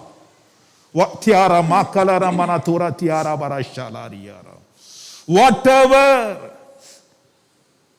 unrighteous things you are doing, which are not acceptable to God, do you have a perverse heart, evil thoughts, sexual immorality, unfaithful mind, no loyalty to God? Are you dead? Have you lost the first love of God? Here is an opportunity for you to turn to God. ಪ್ರೀತಿಯುಳ್ಳ ದೇವಜನರೇ, ಈ ಒಂದು ಸಮಯದಲ್ಲಿ ನಿಮ್ಮನ್ನು ನೀವು ಪರೀಕ್ಷಿಸಿಕೊಂಡು ನೋಡಿರಿ. ನೀವು ದೇವರ ಆಲಯದಲ್ಲಿ ಇದ್ದೀರಿ. ದೇವರೇ, ನನ್ನನ್ನು ಪರೀಕ್ಷಿಸಿ, ನನ್ನ ಹೃದಯವನ್ನು ತಿಳಿದುಕೋ, ನನ್ನನ್ನು ಶೋಧಿಸಿ, ನನ್ನ ಆಲೋಚನೆಗಳನ್ನು ಗೊತ್ತು ಮಾಡು. ನಾನು ಕೇಡಿನ ಮಾರ್ಗದಲ್ಲಿ ಇರುತ್ತೇನೋ ಏನೋ ನೋಡಿ ಸನಾತನ ಮಾರ್ಗದಲ್ಲಿ ನನ್ನನ್ನು ನಡೆಸು ಎಂಬುದಾಗಿ ಪ್ರಾರ್ಥಿಸೋಣ. ದೇವರು ನಮ್ಮನ್ನು ತೂಕ ಮಾಡಿ ನೋಡಿ, ನಮ್ಮಲ್ಲಿ ಯಾವುದಾದರೂ ಕೊರತೆಯನ್ನು ಕಂಡಿರುವುದಾದರೆ ಇದೇ ನಿಮಗಾಗಿ ಕೊಡಲ್ಪಟ್ಟಿರುವಂಥ ಸದಾವಕಾಶವಾಗಿ ಕಾಣಲ್ಪಡ್ತಾ ಇದೆ. ಈ ಒಂದು ಸಮಯದಲ್ಲಿ ನಿಮ್ಮನ್ನು ನೀವು ದೇವರಿಗೆ ಒಪ್ಪಿಸಿಕೊಡಿ. ಮಾತ್ರವಲ್ಲದೆ ಅನೇಕ ಜನರು ನಾವು ಅನೇಕ ರೀತಿಯಾಗಿ ದೇವರಿಗೆ ಇಷ್ಟವಿಲ್ಲದೆ ಇರುವಂಥ ಕಾರ್ಯಗಳಲ್ಲಿ ತೊಡಗಿರುತ್ತೇವೆ. ಒಂದು ಕಾಲು ಆಲಯದಲ್ಲಿ, ಇನ್ನೊಂದು ಕಾಲು ಲೋಕದಲ್ಲಿ, ಲೋಕದ ಕಾರ್ಯಗಳಲ್ಲಿ ನಮ್ಮನ್ನು ನಾವು ತೊಡಗಿಸಿಕೊಂಡಿದ್ದೇವೆ. ವಿಕೃತ ಮನಸ್ಸುಳ್ಳವರಾಗಿ, ಮಾತ್ರವಲ್ಲದೆ ಭ್ರಷ್ಟರಾಗಿ, ಮೋಸವುಳ್ಳಂಥ ಹೃದಯವುಳ್ಳವರಾಗಿ, ಉಗುರು ಬೆಚ್ಚಗಾಗಿ, ದೇವರಿಗೆ ಇಷ್ಟವಿಲ್ಲದೆ ಇರುವಂಥ ಕಾರ್ಯಗಳಲ್ಲಿ ತೊಡಗಿಸಿಕೊಳ್ಳುವಂಥವರಾಗಿ ನಾವು ಕಾಣಲ್ಪಡ್ತಾ ಇದ್ದೇವೆ. ದೇವರು ನಮ್ಮನ್ನು ತೂಕ ಹಾಕಿ ನೋಡುವಾಗ ಈ ರೀತಿಯಾದಂಥ ಕೊರತೆಗಳನ್ನು ನಮ್ಮಲ್ಲಿ ಕಾಣಲ್ಪಡದ ರೀತಿಯಲ್ಲಿ ದೇವರಿಗೆ ಯಥಾರ್ಥ ಮನಸ್ಸುಳ್ಳವರಾಗಿ, ಸ್ವೀಕಾರ್ಹವುಳ್ಳವರಾಗಿ, ಮಾತ್ರವಲ್ಲದೆ ಆತನಿಗೆ ನಂಬಿಗಸ್ತರಾಗಿ, ಶುದ್ಧ ಹೃದಯವುಳ್ಳವರಾಗಿ ನಾವು ಕಾಣಲ್ಪಡಬೇಕೆಂಬುದಾಗಿ ಈ ಒಂದು ಸಮಯದಲ್ಲಿ ನಿಮ್ಮನ್ನು ನೀವು ಒಪ್ಪಿಸಿಕೊಟ್ಟು ದೇವರ ಆಲಯದಲ್ಲಿ ಪ್ರಾರ್ಥಿಸುವಂಥ ಸಮಯದಲ್ಲಿ ಆತನು ನಿಮ್ಮ ಸಂಗಡ ಇರುವನು ಎಂಬುದಾಗಿ ಹೇಳುವಂಥವನಾಗಿದ್ದೇನೆ. Heavenly Father, we praise and worship you, Lord, for the wonderful time that you have given us to search our heart one more time, O God. And Lord, to sanctify ourselves, to be an acceptable offering to you, our body, mind, and soul. Lord, all three, let it be, Lord, sanctified and be holy unto you, O Lord Jesus. We are living in this world. We are, Lord, filled with so many dirty things of this world. But Lord, today you helped us to search us again, because you are the God who measures everything, O God. Help us to understand that. We are observed by God every day. In all our actions, in all our thoughts, everything, Lord, you are measuring. Lord, help us to stand before you. And you call me and, Lord, the people here, oh, righteous one, welcome. Lord, we want to hear that word. You are the righteous one I'm waiting for. You come to me. Lord, the world is going to end. But Lord, our soul is going to come to you. Help us to understand this, to reach you with all holiness, shunning all the evils of this world. Bless us, Lord. Sanctify us. Make us acceptable to you daily. Lord, I pray for everyone who are in need of your help, your miracle in their lives, oh God Jesus. They are not able to leave out certain evil things in their lives. Help them, oh God, right now to break the bondage, break the chains of evil things, the sinful things, oh God. Let them come out of all the dirty things which they have been doing. Help them, oh Lord Jesus. Set them right. I pray, oh God, touch everyone who needs a healing touch. Let them be healed completely. The body, mind, and soul, everything be healed, oh God. Bless your people. Bless them, Lord. In Jesus' precious name I pray. Amen. ನನ್ನ ಮನವೇ ಯೆಹೋವನನ್ನು ಕೊಂಡಾಡು, ನನ್ನ ಸರ್ವೇಂದ್ರ ಪವಿತ್ರ ನಾಮಕ್ಕೆ ಕೀರ್ತಿಸಿರಿ. ನನ್ನ ಮನವೇ ಯೆಹೋವನನ್ನು ಕೊಂಡಾಡು, ಆತನು ಮಾಡಿದ ಉಪಕಾರ ಒಂದನ್ನೂ ಮರೆಯಬೇಡ. Amen, amen, amen. Hallelujah, hallelujah, hallelujah. God bless you all.